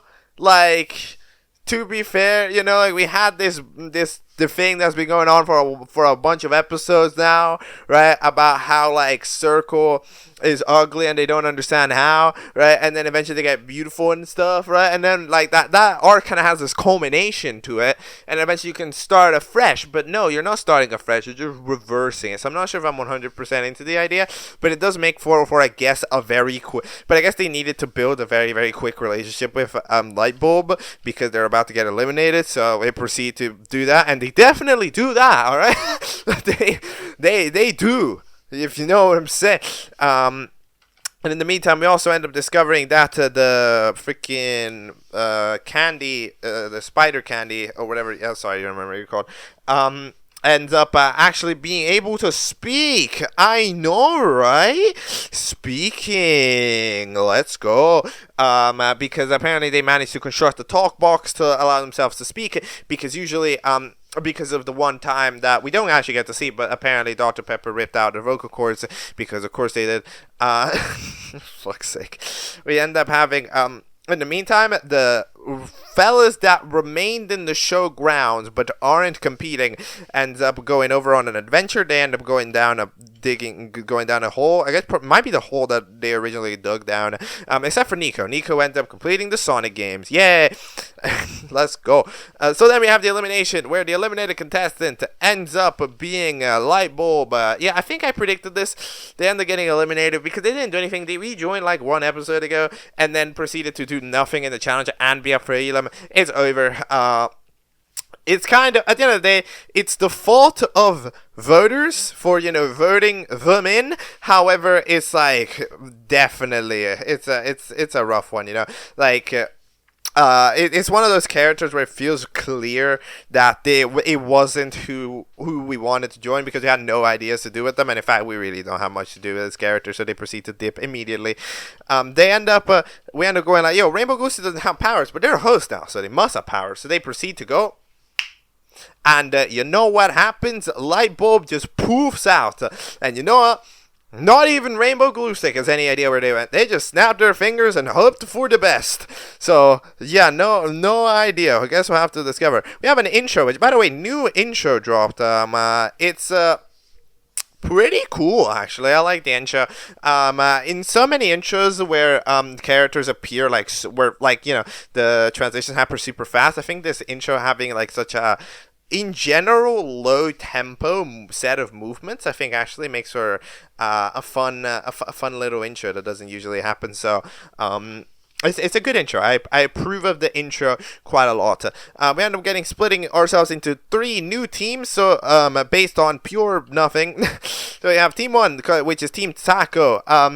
So Team Taco is, well, Taco, or, well, Team the Awesome Curly Oranges, or whatever you're called. But we end up having Taco, Mirror, who Riggy, and the Milkshake ends up doing that. Okay, and Smoothie or whatever you call it. So yeah, then we end up having the evildoers named by the big pumpkin fella. So with Pumpkin, Circle, who's now sad, the Shark, that's now broken, and then the cool spray paint.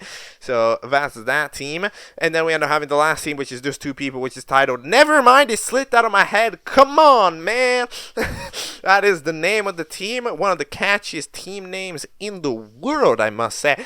This is Pentacle and the Cup. What I think of these teams, there's no type of rhyme or reason to them, so they're gonna kind of YOLO. They're gonna kind of YOLO. I feel like the evildoers, in theory, should be the best performing team. You know, they have two fellas that are relatively not very useful, but on the low down. But then the other two at least get along, right? Whereas, like in Team Taco, you know, we're gonna have both Mirror and Taco want to dictate the play, and then they're kind of not gonna be doing too much. And then the other team, it just depends on how hard the challenge is. If they can, these two have like the relatively average levels of capabilities. So if the challenge requires a lot of team play, then it's over. The challenge is there's a lot of pills everywhere. So, as there's a lot of pills everywhere, you have to get rid of them. You know, it turns out that maybe Dr. Pepper was trying to do good for the world, because the pill infestation is here. Mirror ends up going, yo, want to go to alternate dimensions? So they go like, yo, let's go to alternate dimensions to try to find light bulb, because that's important apparently. You know, the character that nobody ever talked to, yeah, that we need to find out where they went. That is highly important. So then there's the galactic pilly that apparently allows them to teleport to other dimensions. So them alongside Rainbow Glue Stick proceed to go over to a different dimension, and then the episode ends. I will admit that it is, I don't know if this is the best host activity to do, you know, just kind of bail out of observing the challenge to go to a different universe. I don't know if I would have done that. However, at the end of the day, that's a perfect opportunity to pounce. I'm just saying, maybe, just maybe, you know, it could already be time for Mr. F, right, to come in and start doing some attacking onto the host position, because right now there's no host, you know, in the universe. You know, Dr. Pepper is vacant still, and Rainbow Glue Stick is off to another town. So right now I'm sensing a lot of power. But that is the episode 7A of the Official Triple Down. Apparently 7B is coming in April. What I think that this episode, it's alright. I think that the vibe is definitely, it's sort of in a unique middle ground between rude and nice, now that Rainbow Glue Stick is here. However, it feels like a temporary. I think the idea of this show is that Dr. Pepper's coming back, which is unfortunate. It's either Dr. Pepper's coming back or is getting replaced by this host. That's just going to be an algebraic host, so I don't really know how exactly this is going to work. Because we know very little about them. But like in general, Dr. Pepper comes back, not going to be a fan. However, in general, what do I think? I think that, like, dude, I don't know. This show is, like, interesting because this show is, I'm very 50-50 on it. I feel like I disagree with exactly half of the decisions, and I disagree a lot. But then the 50% of the things that it does well, I agree a lot. I feel like I'm kind of in the middle ground as well in this show between agreeing with the way it's going and completely disagreeing with the way it's going. You know, like, I'm still undecided. Every time I look at it, it's like, yo, what do I think about this? You know, because it's like, it's both. A scene is good, and then the next scene immediately goes like, yo, a scene goes like, yeah, like an asset is worse, and now the asset is better. The background was bad, and now it's good though. So like, you see, it's kind of, it's who knows, right? But yeah, that is 7A of the Classically Object Show Triple Down. Next thing.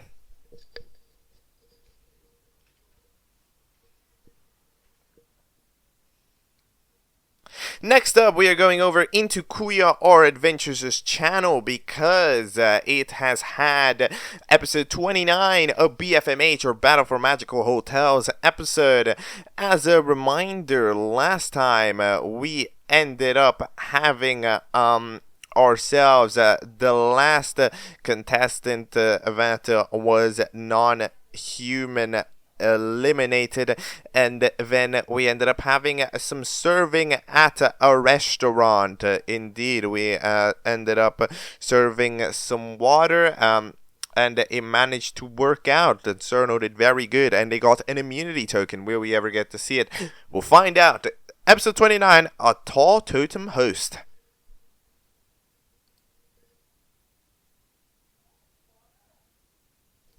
Okay, so that is BFMH 29, a tall totem host. By the way, you know what I find really interesting? It's that the TTS that these characters use might be ripped straight out of the captions that are at the bottom, because I just noticed here, the very last line, we have finally caught you, right? Our host fella says it wrong, says finally, but that's because it's written finally at the bottom, so it might be exactly the same way that it's written, which is, that's an intriguing little, I guess, behind the scenes. 10th anniversary to, I guess, one of the shows that, has supplied characters to this show. We proceeded to have at the elimination time.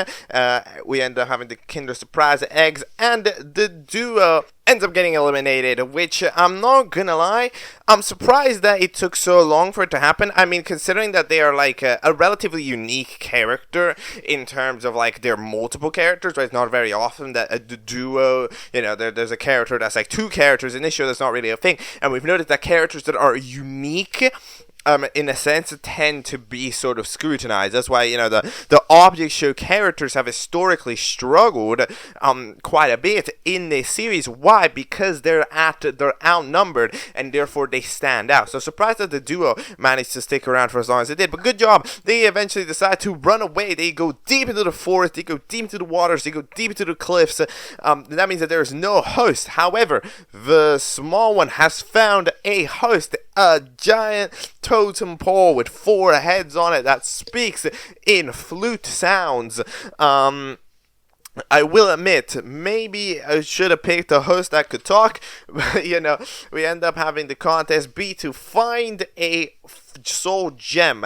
There are 5 save spots for each one of the soul gems that gets found. So, however, it ends up turning out that the soul gems are literally all just right there. They're all just right there. The soul gems, the soul gems, the totem pole. I mean, I guess the totem pole doesn't have a lot of mobility options, right? So it's not exactly like the totem pole could have, I guess, adventured too far to get the soul gems to go anywhere. However, one soul gem was literally standing right there next to the totem pole. Then the other ones were like right off the street. They found it in, I'm not even kidding, 5 seconds, and in multiples as well. It seems like we didn't even pick 5 unique places. We picked like 3. We have like 3 unique places. Put 1 in one and 2 on the other 2. So that means that a character has managed to find multiple of them, right? So, like, even though you could have just... By the way, it was an incredibly selfish thing to do, now that I think about it, right?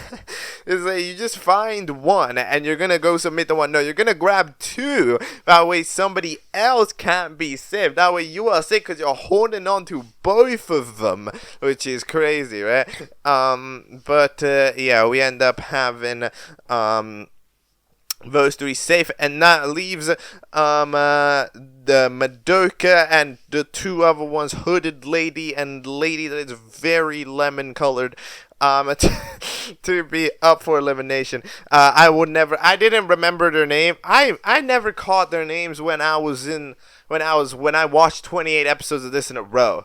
Okay, and you think I'm gonna remember it now? But anyways, we have a giant rejoin pole, like enormous rejoin pole right here.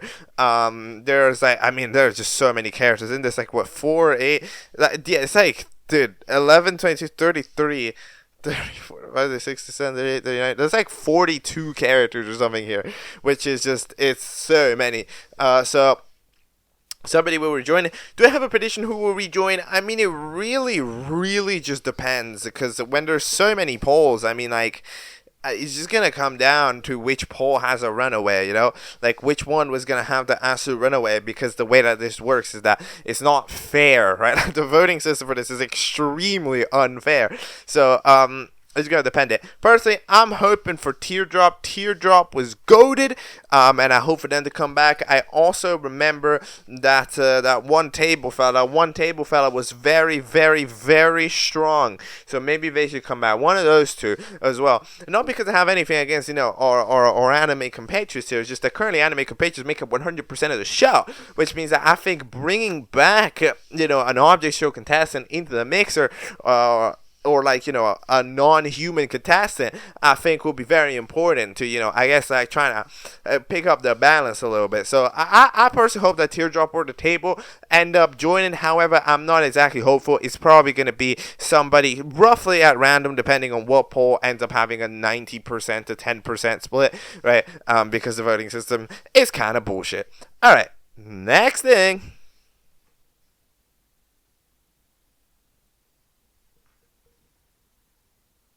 Next up, we are going over into Plush-us' channel, the creator, or Plush-us, I still don't really know how to say it, which is the creator of Bfidk, because they, dropped the episode 2B of Bfidk. Technically, no, because they actually dropped the full episode 2, including 2A, which we previously watched. So, we're watching what is titled Bfidk 2A and B, alright, which happens to be called Can't Find My Careness. No idea what that means. We're gonna watch it, have our rekindlings with episode 2A, as well as finding out what's going on in episode 2B. Let's go. Let's hit it.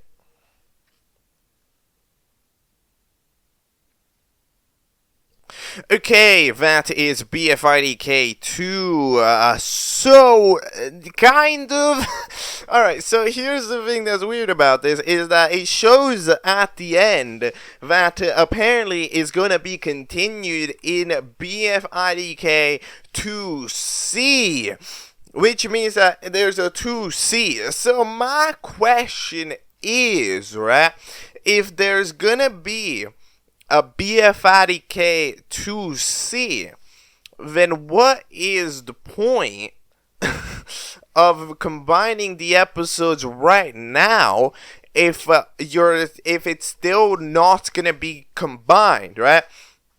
Because you combine the episodes to make a complete episode 2 experience, right? Is that correct? However, it's not going to be a complete episode 2 experience if it's A, B, and then it's C on its own video, right? So you would need to eventually re-upload episode 2 anyway. So why are we doing it like this, right? Like, I don't really get it.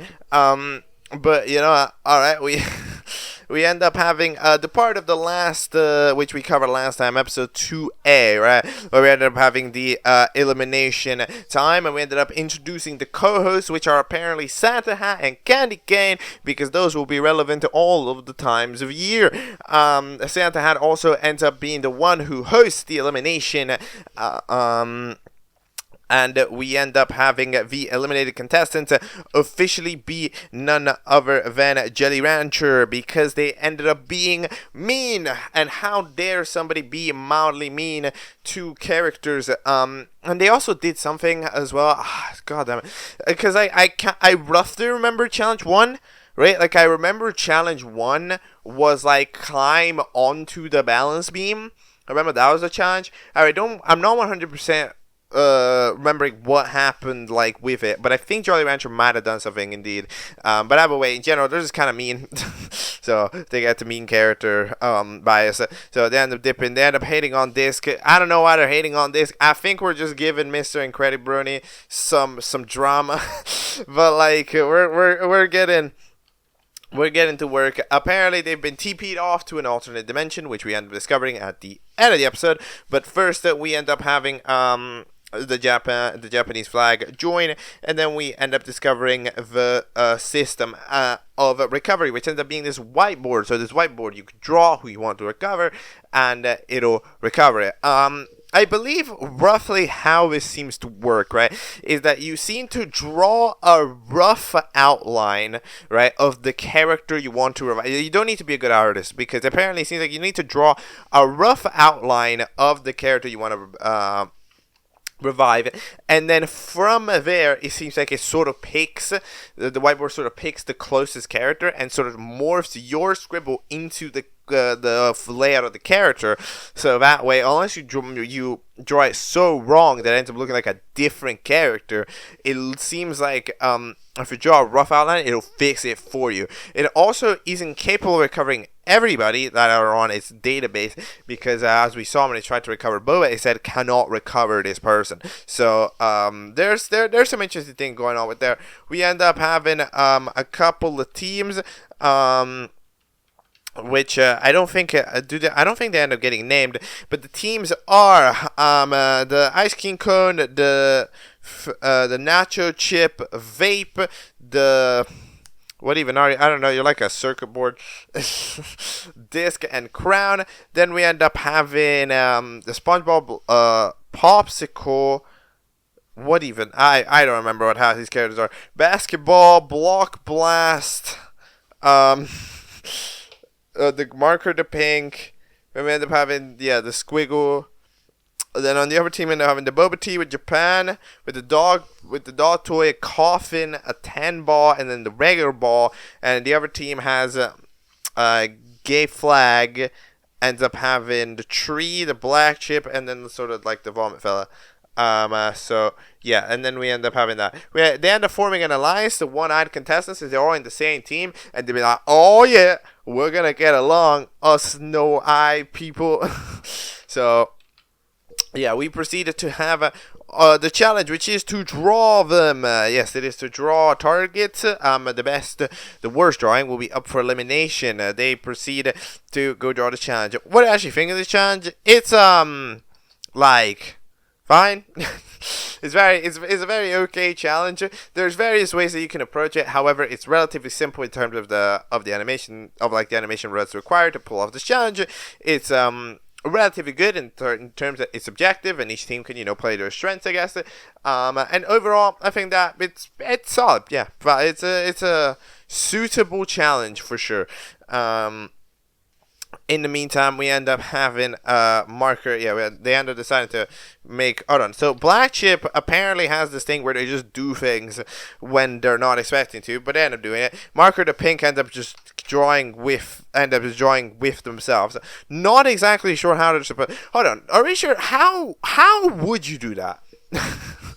That is not possible. It's like, imagine somebody must have grabbed Marker and drawn with them, because there's no way, because Marker would have need to do like a crazy ass handstand aerobic movement exercise to be able to draw upside down, or they would need to just hold up the paper and just kind of YOLO it on their head. I feel like neither of and that would probably rip the paper, right? Because like gravity, it's not gonna scribble in reverse. Right? There needs to be a ground for the paper. So like I don't really think this was gonna work, but all right, it's in the way that it does. The other teams end up just kind of doing it. For Boba Tea, their drawing ends up getting sliced by a sword. Unfortunately, somebody throws it to kind of throw them off because they were making the drawing just a little bit too good. So that's interesting. A couple of new characters get re-assetted in the second half of the episode. We end up having the judges, which end up being Sackball, the Rainbow, and then Sketchy from MBMB somehow. And they end up having the fellas. The first drawing, it's okay. So I mean, it's pretty technically impressive considering there's the cool host written on it, and it goes way beyond the page. But that would give it. If you want to, do you want to know my ratings? My rating for that drawing number 1. If we're presuming that color isn't really an option, there's an arrow on it. It looks like the arrow is in reverse. No, it's not in reverse. It's a little bit in reverse. I'll maybe give it a 6 because it does do something very cool. So I'll give it that. Second is the marker drawing. However, it apparently gives the fella an eye. It is a closed eye though, so it kind of survives, but it is missing like the main feature target. So I cannot give it too much. However, I will admit that it is color, so I'm gonna also give it a 6 out of 10 here on this one. I will say that. Then we end up having the ripped drawing in the middle. It's not a great. it's not great. I mean, you can tell that it wasn't their fault, and there was a drawing there that had some quality. However, the fact that it's ripped away and you can't do their face, I cannot realistically give it more than a 3, so I'm going to give it a 3 to that drawing. And then we end up having the final drawing, which ends up being pretty okay here, the drawing here with Targety. If you're curious, this is probably the most serious one of the lot in terms of, like, there's no real issue with it, so I'd probably give it a 7, to be honest. The drawings don't change that much, so yeah. However, we end up having a quick clutch up from Japan that ends up deciding to grab a Tetris block, some blocks from Tetris Blast, and then throw them around the target. That way, they causes a Tetris or something, and then they end up disappearing. I'm not sure how the logic for that works, but look, we'll go with it. And then since it's disappeared, they must give it a 0, which, I mean, is obviously bullshit. You saw the drawing. It did, like, you know, it's... You saw the drawing, like, you had that rating in mind. You didn't forget it that fast, but, you know, with object show hosts, you can never be too sure. We end up having the voting. We end up having some voting screens. I actually really enjoy these voting screens. I actually think that, these like cards, they're very nice. They're very stylized. Like having the crown sort of be in the chest. Yeah, I like it. I think it's cool. And disc, of course, Mr. Incredibroni. So yeah, because you see, this is what I think. That post-credit scene where Japan sort of draws a scribble and then it turns into Boba Tea and then you can't bring them back. Like, this is what I mean. This is how I think the whiteboard works. Then we end up turning out that Jelly Rancher ends up going into a white void dimension. However, there's actually way different amounts of people. There's like way people here. Not sure who these people are. Gonna be honest, there's like 4. There's like a there's like a Tetris Blast. There's like a cup. There's like Jeffy. I'm not 100% sure. But then they're going in this dimension, and they don't seem to exactly be too welcoming of the situation. So I think everybody is gonna be on problems heading into elimination, because, like, they're gonna get eliminated, and their immediately is gonna be invading somebody's town. You know, like, it's not gonna go down well. But that is episode 2. A and B. Realistically, I think that this should probably just release at episode 2B if there's going to be a 2C, because that way you can either A, not combine them because you don't really need to, or B, combine them when there's all of episode 2. It doesn't really make sense to go combining episode 2A and B, but then not combining in episode 2C. So that means that you're just going to need to upload eventually later on in the future episode 2A, B, A and B and C, and it's gonna start looking like a mathematical equation, right? So, like, it's gonna stop being a little bit of a problem, right? But in general, that is episode 2 of Bfidk. Now, by the way, because of the season 1.5 of Battle for PS5, it's actually the second show to be called Battle for I don't know in Object Catchup coverage history. Next thing.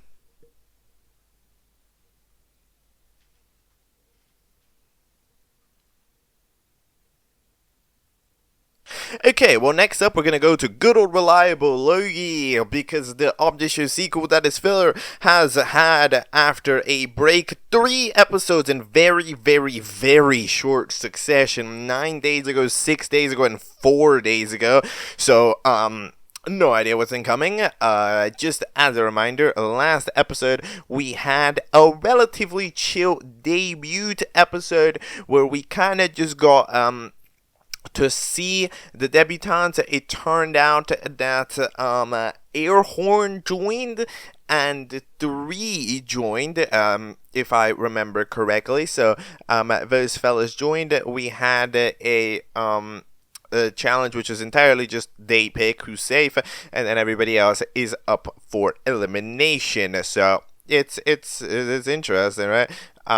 They want to tell the question. He wants to tell Color Paper they like him. Let's find out if that ever happens. Episode 9, missing? No. 3 dots and 2 other dots.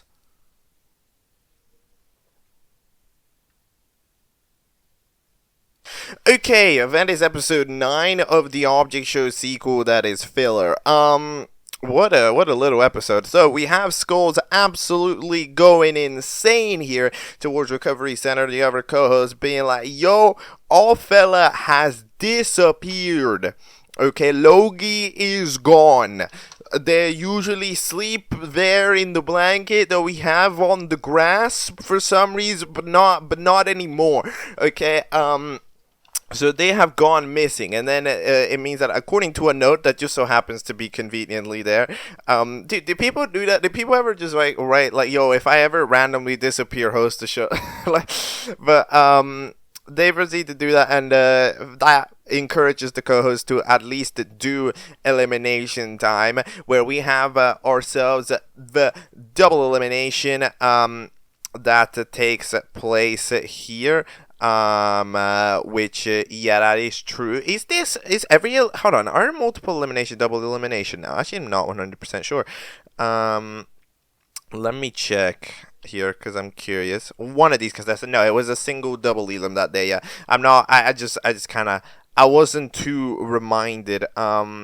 You know, because of the situation, because, you know, the debutante, so you end up having a double elim, which means that Plastic Head ends up being eliminated with 8 votes, and then it doesn't even get the most votes because Shoe Sock ends up getting eliminated with the most votes. However, they both end up getting out. Rip to the both of them, and now we end up having Sammy up here. Yes, Sammy. Oh my God, the big Sam. So alright, Sammy is a character which showed up in the intro. It was always in the intro of the show, as like in the background, okay? Now I'm gonna be absolutely the first person to tell you, I have no fucking idea who Sammy is. Okay, I'm not sure if this is a character, this is a person of relevance that I know, because I don't know if Sammy is like a friggin' TikTok or whatever, if they're like just a guy, right? But Sammy ends up telling them that they apparently sent Logie to Poland or something, and they're hosting now, they decided, and you know, there's not exactly much that they can do that, so Logie should theoretically come back for a little bit, and then they decide to make the challenge to get them to leave. Yeah, not exactly a super complicated challenge.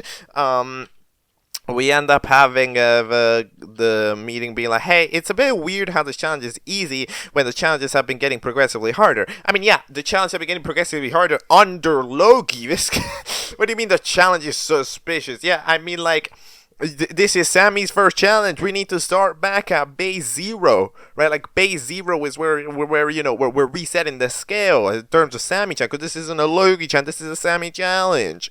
Come on now. It's not like Logie would have made that the challenge, you know, like it's different. But like, okay, we end up asking if Sammy is Sammy. Eventually, we end up having the epic question, hey Sammy, what if you go away? And then apparently that works, so fair enough. They are safe, and everybody else is up for elimination. Who is getting eliminated? I don't know, but it's not looking good for, I think, the immediate returnees. Well, people don't like Fing, right? So maybe Fing can go. I think Fing might be time. It might be time, but I don't know. We'll have to see. Logie eventually secretly comes back. Maybe they were trolling all along. And then Garbage or Rubbish ends up going back over and telling them, tries to telling the people that just drove by about the laptop. However, they get interrupted, and then they just kind of get mad at it. I'm confused. Are you supposed to keep this a secret, or are you supposed to not keep it a secret? Because you were like stalling it. You were like, a couple episodes ago, Rubbish was like stalling people, right? Be like, hey, go a different direction, and then here we're like not stalling people, we're like trying to tell everybody. So I'm confused. Are we supposed to know? Like, are these, like, does Rubbish want to share this information or not? Like, I'm not 100% sure. I don't know. But it's time for episode 10, which is titled "I Must Be in Denial." Is that a word? One word? Is that one? Indenial. All right, let's go.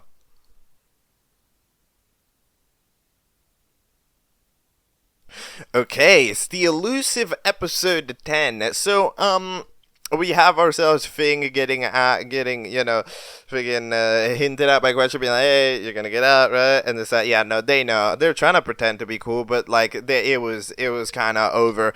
So they don't show up to the elimination, which, by the way, implies that Logie doesn't teleport them to the elimination place. They just walk over it. I'm surprised, considering some of the characters that have made it into this elimination area. But either way, 19 total votes, and it turns out that, yep, indeed, we end up having Fing eliminated pretty clearly with 9 votes.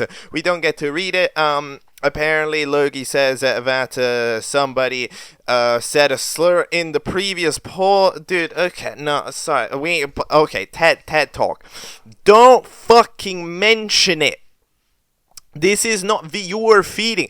Okay, here's the deal. If you have a person, okay, that's telling you that's out here saying these things in the polls, what do? You need to ignore it. They're trying to change history, right? They're trying to directly affect you, either by having you shut it down. They're trying to impact it by having you read it and change what you're gonna do, right? So that is exactly what you've done now. Somebody has written it, and you have given them what they wanted, because you have changed it so that you A, mention it in the show, and B, change the course of the show for the future because we're not reading comments. What? Don't mention people that say those things. You have actively, they have won. By shutting it down, you are worsening the show and the audience interaction with it, and you have directly made the person who said the slur win. They have won. You have lost. That shit pisses me off. Anyways, we end up having the next part where Thing apparently is dead after a long scream. And we proceed to have Logie check their pulse to see if they're faking being dead. They proceed to extremely vaguely be in the general direction. They don't do any. They don't do anything, and they proceed. There's nothing. What are you trying? Are you trying to hear a? What are you trying to do? I'm sorry. What is this epic animation that's happening? Like, what is it? You laid down next to it and be like. Try to hear the pulse. What is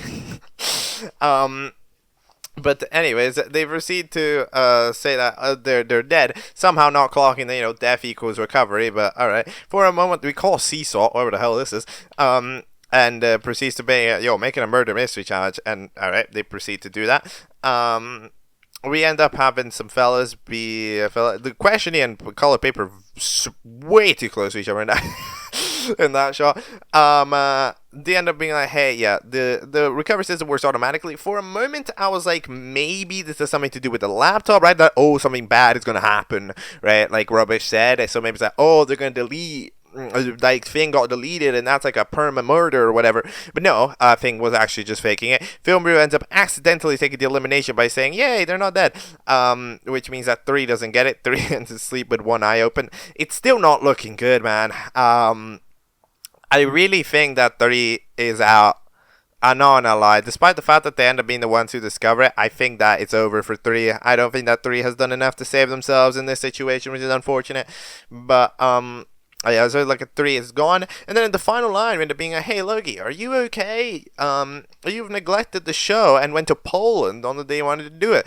Apparently gives them good money, which is interesting. It's some pretty solid characterization, at least, saying that it's money, right? Because, it does, I guess, help out to explain the panic of the previous episode, right? That you can't have a lawsuit, right? So you panic it because if you're only in it for the money and that thing is threatened, then you go into a supreme panic, right?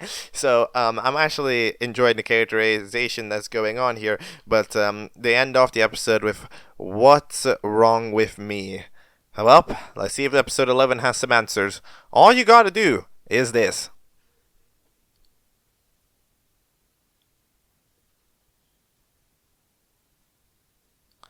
Okay, that is episode 11 of the Object Show sequel, that is filler. 48 hours, that is how long it took to make this episode. Very impressive on a technical level because it does not look lower quality than any of the last few. However, I will admit that these past episodes that I've watched here today might start a little bit of a problem because, it is emphasizing a little bit of a way that the show is trying to develop itself that I don't know if it's gonna work. You see, this show has tested out a lot of little arcs, right? Like, if you think about it, like, there's a lot of little things going on, you know? There's, like, Color Paper and Questiony, there was what was going on with Thing, there's Logie being a host that they don't want to and they want to, right? There's Rubbish and then that situation, right? And in all that stuff, and like and it has been developing these arcs slowly throughout the past few episodes. However, the episodes have kind of been longer. These past few episodes have been 3 minutes long, alright? And they have and however, like, 3 minutes long is okay at the start when there's no arcs, but now there are arcs. So the thing about it is that it starts feeling like, hey, these episodes are progressing, but the arcs aren't, right? There's like a subtlety to it, but the thing about it is that, like, for example, last time, on episode 8, you end up having, hey, you can go ask Color Paper, right, and everything. However, we end up having that arc sort of paused at that situation where they kind of like being with each other. You can tell they blush every time they do a thing. However, it kind of paused, right? It does this subtlety to the interactions. However, you think, yeah, subtle development is good, right? And it is. However, the episode only has, the show only has about 3 more episodes in the locker, right? Like, it's not got that much to work with. Characters are getting eliminated. Things are happening, right? Like, I don't know if it has time to pull off this subtleness, right? Like, same thing goes with Rubbish. I mean, like, the Rubbish thing was discovered at this point, I don't even know, in episode 7, and then there's a pause for 2 episodes. They reappear here to complain about the Rubbish. Here appears here in episode 10 to talk about it. It gets ignored, and now we're back to not hearing anything from that. There aren't that many episodes to do something here, right? Like, that's kind of the thing. Like, what are we doing? What is the development? What is going on, right? Like, even, I don't know, I'm worried about it. Same thing goes with, like, this Logie thing, you know? We picked it up in episode 9, and now you can tell that it's doing the same thing. Episode 10 is when you notice it, and episode 11 is now gonna start slow burning it. Be like, oh, I'm fine, right? And then that's gonna happen for a little bit, until eventually you end up finding out that it's not fine, probably, right? I don't know. So, like, in general, there's this situation that's going on, and I'm finding it a little bit suspicious, as these characters like to say about challenges for some reason, that, like, I don't know. I feel like it's not, it's going too slow. It's going too slow. The episodes are happening faster, but the arcs are happening slower, which means that there's not gonna be time to wrap all of this up by the time of the end season. There's just no way, right? And, like, I'm sorry I'm not really talking about the episode. However, like, I feel like this is starting to become a major problem. Because, like, it's stalling out everything. But the thing about it is that the finale is probably, finale, all that stuff. They're gonna introduce new things. So you need to sort of settle down some details, right? Because, like, if this is stalling so that the final 2 episodes can have a lot of, like, big resolutions and everything. It's like, oh, hey, it's the last episode and freaking Color Paper's gonna, and freaking Questiony's gonna ask out Color Paper something, right? Something like that, right? Which, first of all, yeah, Color Paper has to make it, which a question he correctly guesses might not happen in this episode, because the elimination is kind of who knows here, right? So, like, you see, there's this whole situation, right, that's going on, and, like, even though we're probably awaiting it to sort of bundle it up at the end, that's gonna make a big ass final episode. And, like, I mean, it could be interesting to see a long form, these are long form, but I mean, like, over 10-minute episode. However, I'm worried about the prospect of how long that might take, and if we're unprepared for it, right? Because, like, if we're bundling up everything together, that finale is gonna be monstrous, right? So, like, something's happening here, and, like, it needs to sort of build itself up towards it by solving a few of the smaller arcs here and there, and then doing something, because I feel like it's not doing that. It's batching up into the end, and I'm starting to get very worried. I'm not gonna lie, I'm starting to get very worried that it's gonna botch this finale really, really, really hard, because it's not gonna give itself enough time to solve all of the arcs that it's waiting to put up in the finale, because they're feel-good stories. I don't know. I'm worried about it. Anyways, I yapped for too long, so super quick rundown. Airhorn wants to collab with 3 because they're the newbies and they're fucked. Because nobody likes them compared to the other characters that had time during the episodes that are long, right? I mean, unfortunate for Airhorn and 3, they happened to join right when the average episode length literally halved. But yeah, we proceed to have the elimination. We do not read out any comments during this elimination. I am extremely disappointed. You let the guy who said a slur win. Either way, we end up having 3 get eliminated. Yeah, unfortunate. They're just not very interesting as a character idea. Like, it's a Google image of the number 3, you know? Like, I'm sorry. It's just not that interesting. So since they're not that interesting, design speaking, because they're just a square with 3 on it, and they didn't have enough time to really earn much of a personality, it's unfortunate, right? And also the personality they did earn was like mildly mean as well. So yeah, we end up having the next challenge, which is to cross the bridge in the grasslands to the other part of the grasslands, the part with lighter colored grass. They proceed to debate, this channel looks oddly easy. They proceed to debate this again. They end up finding a friggin' smurf or whatever. A wizard from, what were you called? Hold on. You were the grumpy old troll, yes, from Dora the Explorer, which I might have watched. I watched Dora the Explorer like literally 10 years ago. I don't remember what happened in the show, but they eventually, Plastic Nose ends up kicking them away, and Airhorn manages to take the opportunity and run to the finish and get a very important immunity.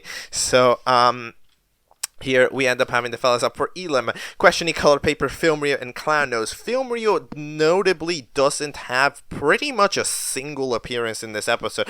Literally, do they have a single appearance? Hold on. Wait a minute. Where the fuck is Film Rio? Wait a minute. Oh, they appear like right at the beginning.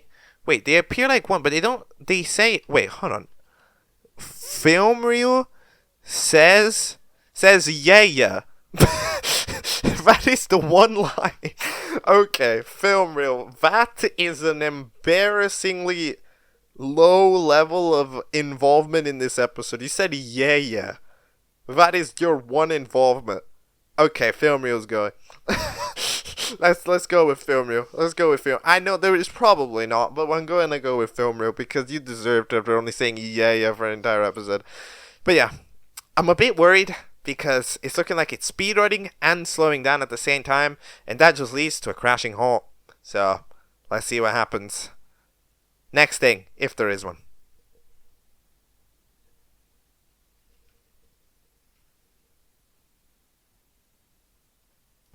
Next up, we are going back into the Nake HQ because another episode of everybody's favorite series that makes sense except when it doesn't, which is all the time, Nake the Snake. So, we have yet again ourselves trying to solve everything. We end up discovering that the chair was actually secretly possessed by Phantom. They end up apologizing profusely that they'd be disappointed in them and everything. And then at the end of it, they ended up having her, some crazy ass character, appear behind them, just shooting Zedkey right through them. Let's see what's gonna happen in the next episode. I don't remember Nake that much. Nake Blackjack, here we go.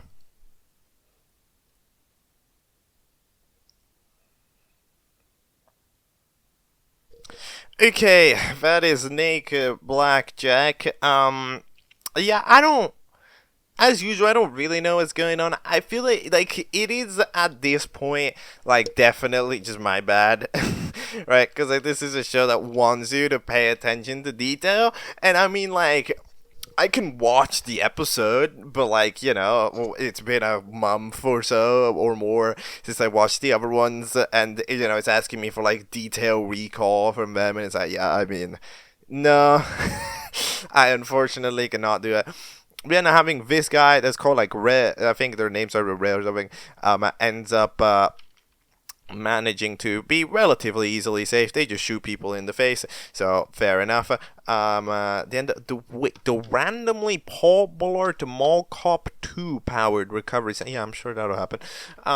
But yeah, they end up huddling up, being like, "Yo, we need to, be together." I like how the onion shows up in the back. We need to get together, all right, and we need to try to maybe quit the show. Symbol says. Zadiki goes like, "No, don't do that." They eventually apparently point to the statue. So what do they want to do? They want to maybe revive somebody. They're like, "Oh, yo, let's do a rejoin or something."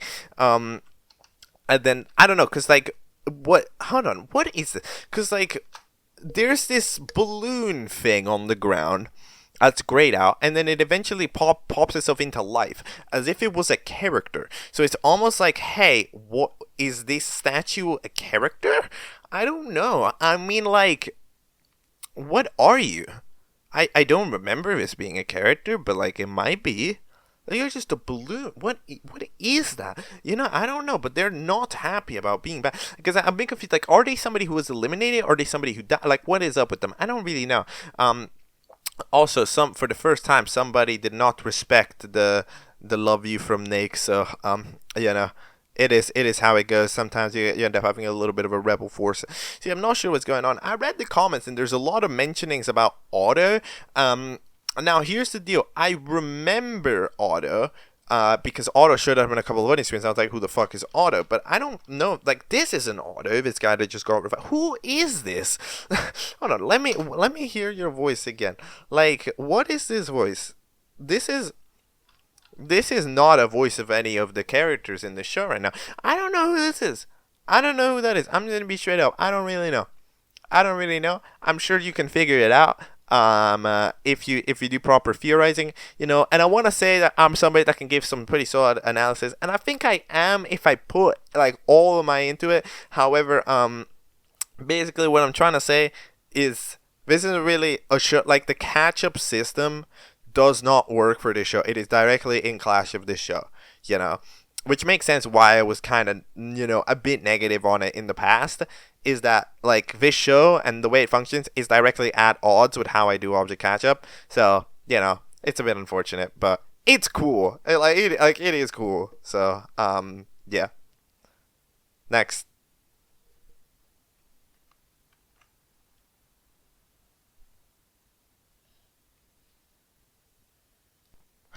Alright, next up, we are going to be covering Battle for Powers, because Battle for Powers had episode 16 released relatively recently. Now, this is actually pretty crazy, I'm not going to lie, if you think about it, because, I mean, like, if you look at the Battle for Powers series, the playlist, which, where the hell is it? I'm trying to find it. Okay, here it is. There was not an episode for over a year, so it's a big deal. All right, this Battle for Powers return. So it's time. Episode 16. Want to go to war?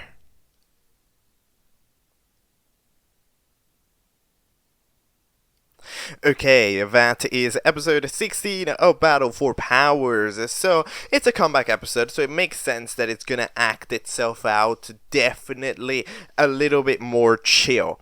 Alright, I mean, consider it's been a year. A year is a long time, right? So, it tells us more chill, and in fact, this episode is entirely a staller episode, in the sense where nothing really actually happens in this episode. You just kind of have characters that are talking and chit-chatting and having interaction, then there's like a then like, a couple of lore bits and pieces here and there, but like, in terms of progressing, we get to discover like two things, which is the elimination and the fact that there is a rejoin, right?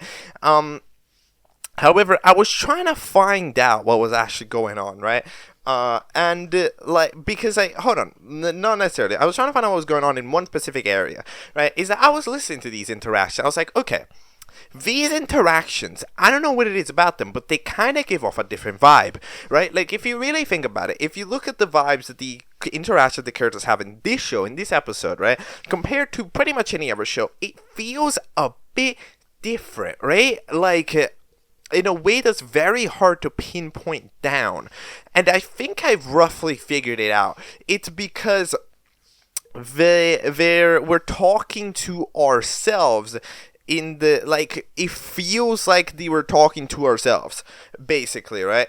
In terms of voice acting, because the way that we speak, the way that the lines are getting spoken in this episode, they're being said with the same, like, intonation, you know?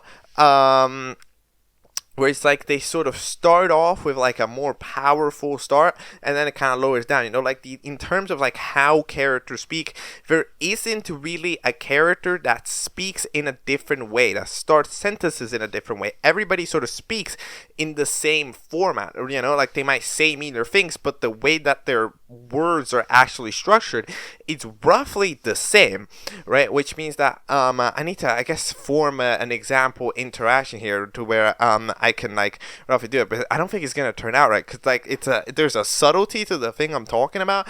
Let me play out here a quick scenario, okay? So imagine there's two characters, all right? And one of them just bought a car, and the other one doesn't, and the other one is sticker, okay? So yeah. Hey, no, hold on. Restarting.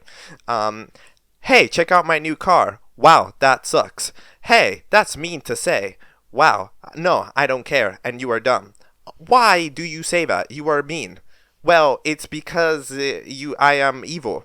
Stop being evil. No, bozo. You know, like, we have this kind of interaction where you see how, like, even though we're saying different things and doing it in a different way, you'll notice that, like, the way that all of those sentences start, it's roughly in the same way, right? Where like a sentence never really starts off quiet, and like it always starts off with like this punching, like, no, you suck, you know, or like, yeah, what's up with that, right? Or like, where is Sonic, you know, like it always starts off with like this kind of a bit of a stronger punch to a sentence, which is just a regular way of speaking, right? However, characters and characters should speak in these different, you know, start off in a little bit of a different way, because the way that the character speaks should be necessarily different to the way that you know, a different character speaks, because they're different people, right? And especially considering the microphone quality, this one is just pretty good. In terms of like audio quality, there's very little to actually complain about it. Is solid to a nice degree, where it's like I feel like basically this is the type of situation where it's like, okay, it's a bit complex to have to do two characters' voices. However, if you were to voice act in a different show with like other voice actors for other characters, I feel like it would play into it very well, because it would be different than the usual. However, despite the fact that it would be different than the usual, however, like when everything is like this, it ends up being a little bit more complicated. It ends up being a little bit of a different vibe. Do I think that this is a problem? It's very mildly a problem. It's not really a big problem. It's just something that I noticed and I found curious, because like I was really spending a lot of the time trying to like figure it out. I was trying to listening in, thinking like, okay, what's off about this, and it is that. So we have ourselves a couple of little situations. We have Whiteboard being like, damn it, I should have played my immunity ticket because I might get out. I mean, have Xbox, which gets thrown over. Battery catches them with the freaking high jump world record and proceeds to have Xbox being like, yo, I made a sick ass beat. We have this fire beat. Watch this beat. Boom, boom, boom, boom, boom, boom. That's the best way that I can acapella that. But yeah, Sticker proceeds to sing, and Sticker just, you know, continues being a nuisance as usual. But then it turns out that Sticker gets slapped, and Fortnite just has this, like, psychic sense where every time that, like, something happens, they kind of notice it. Which is, to be honest, like, if you think about it, the fact that you can, like, sense things that happen in, like a thing happen is, like, kind of like, however, you don't know what happened. You just know, like, you know that a thing happened, but you don't know how, where, and like when. I think it's a really interesting potential character trait for an object show to try. You know, like, imagine a character that can feel when someone was shot, like that can tell. You know, it's just a sense. However, they don't know what, when, how. They just know. You know, it's kind of interesting. But either way, yeah, Sticker continues being mean. They're like, why are we mean? Fortnite appears, and then we discover that actually Sticker is the sister of Fortnite. How does that work? Not exactly sure. Usually, you know, the Xbox people are brothers and sisters. Fair enough, that feels right. But like this, I don't know about this. Like, what? I mean, I guess I don't know what Fortnite's brother and sisters. I mean, would it just be the other Epic Games? Like, okay, you could either make it that it's the other Battle Royale games, right? So, like, PUBG is the brother of Fortnite, or it's the other games that the company owns, right? So, technically, you know, if Epic Games is a parent and Fortnite is a game, then you would have Fall Guys, I guess, also be a kid. And then there, for example, Fall Guys would be the brother or sister of Fortnite, right? But like having Sticker be one doesn't really make a lot of sense. But you know, fair enough. We end up discovering why this blue Joy-Con is super fast, because they ate a friendliness pellet. Fair enough. Then we proceed to have the elimination actually take place, where the eliminated contestant, oh yeah, by the way, Sonic was apparently chilling on the beach for like a year, proceeds to have the after you know, a super debate, like after a crazy debate, like it was spent like 2 minutes being like, yo, the guy's out, but then goes like, no, they're going like, yo, TNT's out, but then it goes like, nope, I was lying actually. Whiteboard is out, so yeah, Whiteboard ended up getting out in a absolutely major debate. So yeah, they proceed to do that, and we have apparently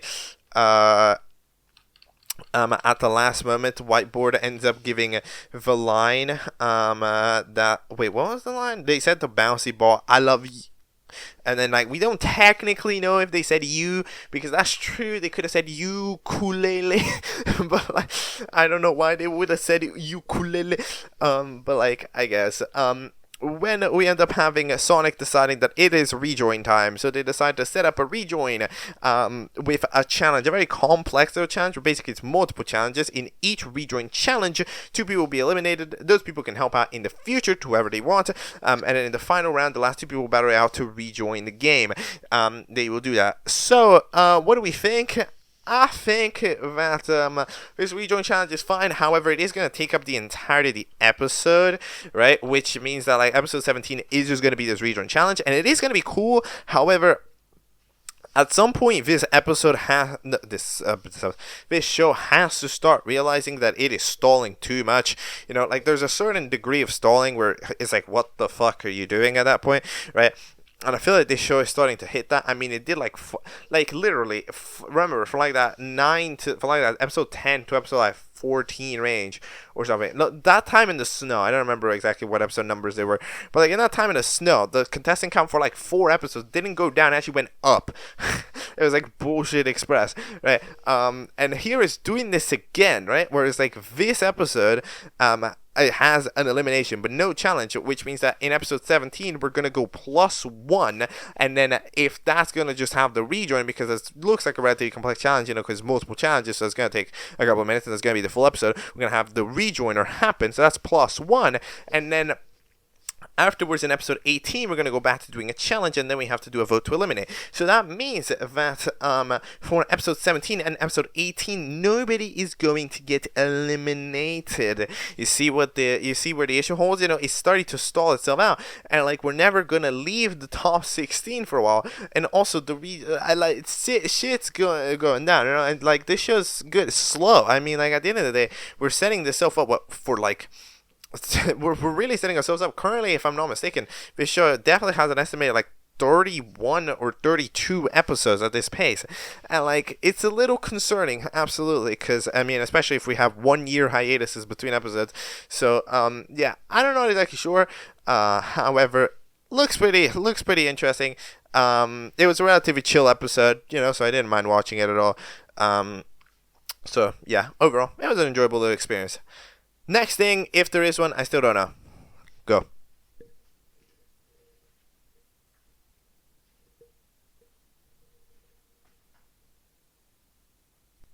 Alright, last thing, super quickly, at the nighttime, Magic 8 dropped 4 episodes of a thing called Object Pool.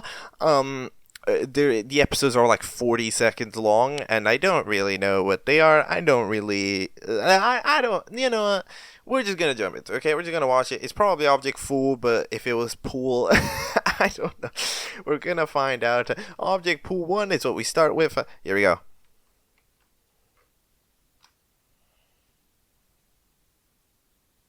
Okay, that is episode 1 of Object Pool. So Sloppy Joe and this fella called what are you on? Magic Bean. Are just having a regular conversation, and then a random host comes by and he's like, "Yo, today you have a show."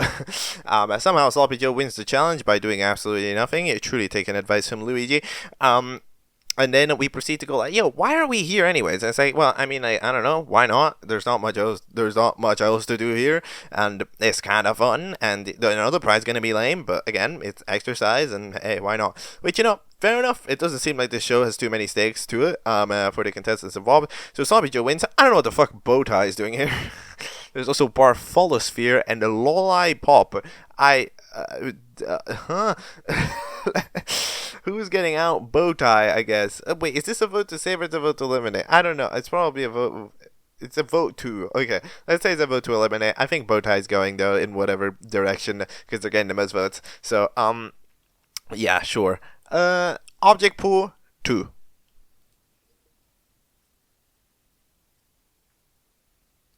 Okay, so it turns out that there's more characters than the show is letting on, because it turns out that it's doing a Nake the Snake. Even this recovery center looks literally extremely similar to the Nake the Snake when you actually think about it. I'm sensing a few Nake the Snake suspicions.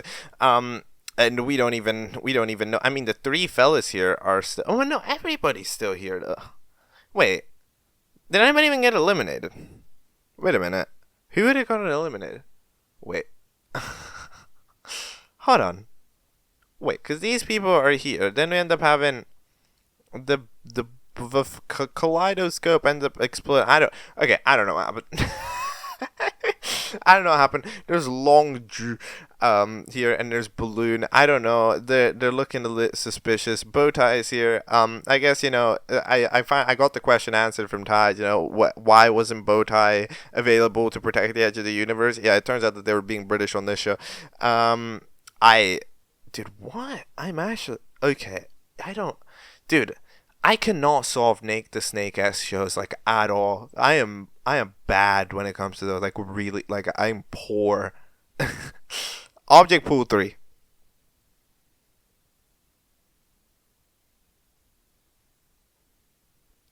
Okay, so it seems like Sloppy Joe tries dying. They proceed, when they die, they proceed to go into this like weird in-between situation with this squiggly fella, okay, that just so happens to exist. They seem to have an association with the friggin' Columbo sphere, whatever you were called. Because last time, the way that you got here originally, that sphere got really, really, really close. And right now, they're also really, really, really close. I don't know if this is a positive relationship that these 2 orbs have, or if it's a negative one. However, they certainly do seem connected in some capacity. But yeah, something's going on, and the recovery center for some reason had an error, but still revived the character. So wait, did you have an error or not? I don't know. But yeah, recommend the character, because remember, this at the end of the day, this is still Object Pool, so it's about time. And yeah, it is time still for Object Pool 4, which is interesting, because wouldn't the next episode already be the one with the debut? I don't know. Look, magic shows are whatever they want to be. Object Pool 4, here we go.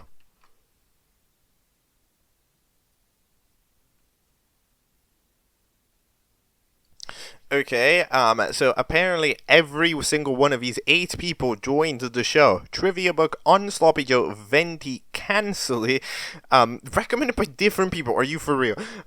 Friend Pillow, Hole in One, Lava Lamp, and Magic 8. Yeah, it's 8, but a magician. Okay, I see. And then, I don't know, Sloppy Joe is trying to protest, not necessarily protest, they just don't know what's going on. And then a Hole in One and digging into a pool. Then the long guy ended up getting the ball, and presumably they're safe. Then 3 or maybe 4 people are up for elimination. Recovery, Bowtie, and Family Tree. Yeah.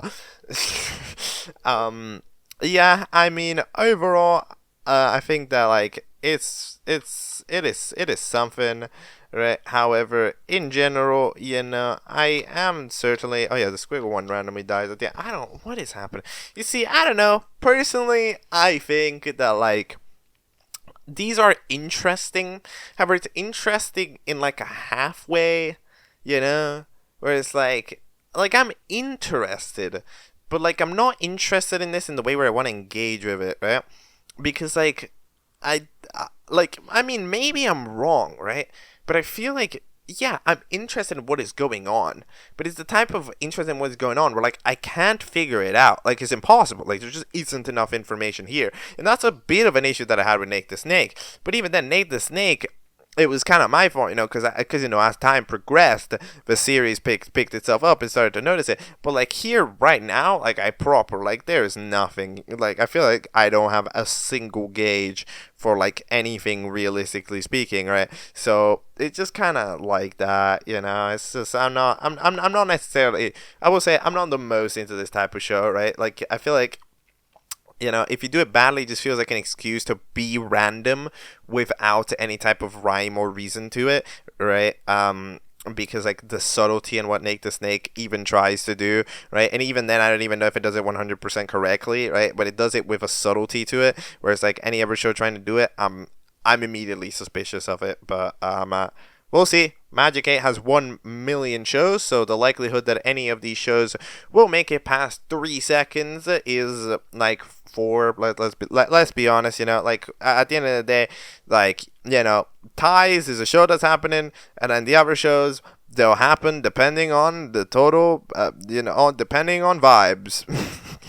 They'll happen depending on vibes, but, I can't necessarily be exactly expecting any of them because it's not looking too good. That is all. Outro.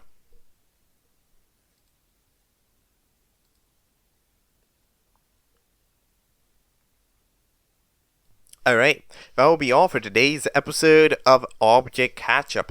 I'm satisfied. We actually made big progress today. It's progress in a way that's a little bit silent, it's a little bit hard to notice because we covered everything from the last week, from 2 weeks ago, right? From 14 to 7 days ago, from previously covered creators. And that I'm satisfied with that because that is definitely something that, it was getting on. There was like, if I didn't do it, I was like, damn it, there's gonna be more days. There's gonna be another like 10 day, it's gonna be like 10 days since if I need to take a look at Nake in the next episode or something, right? So I'm glad to have managed to do it, although it does end up making a long video.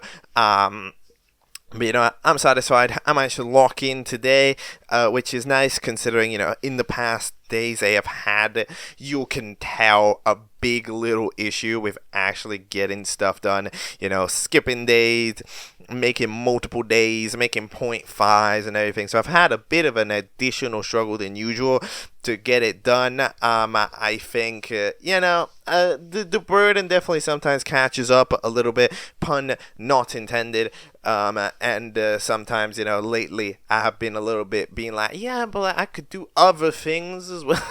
So, I'm maybe not putting in as much time as I realistically should because, it's kind of like the time management, whereas I could time manage it better, but it's kind of difficult to time manage it because it just depends on so many vibes, right? But yeah, that is all for this episode of Object Catchup. For the shows that we watch, we're roughly all caught up. See you next time. Bye.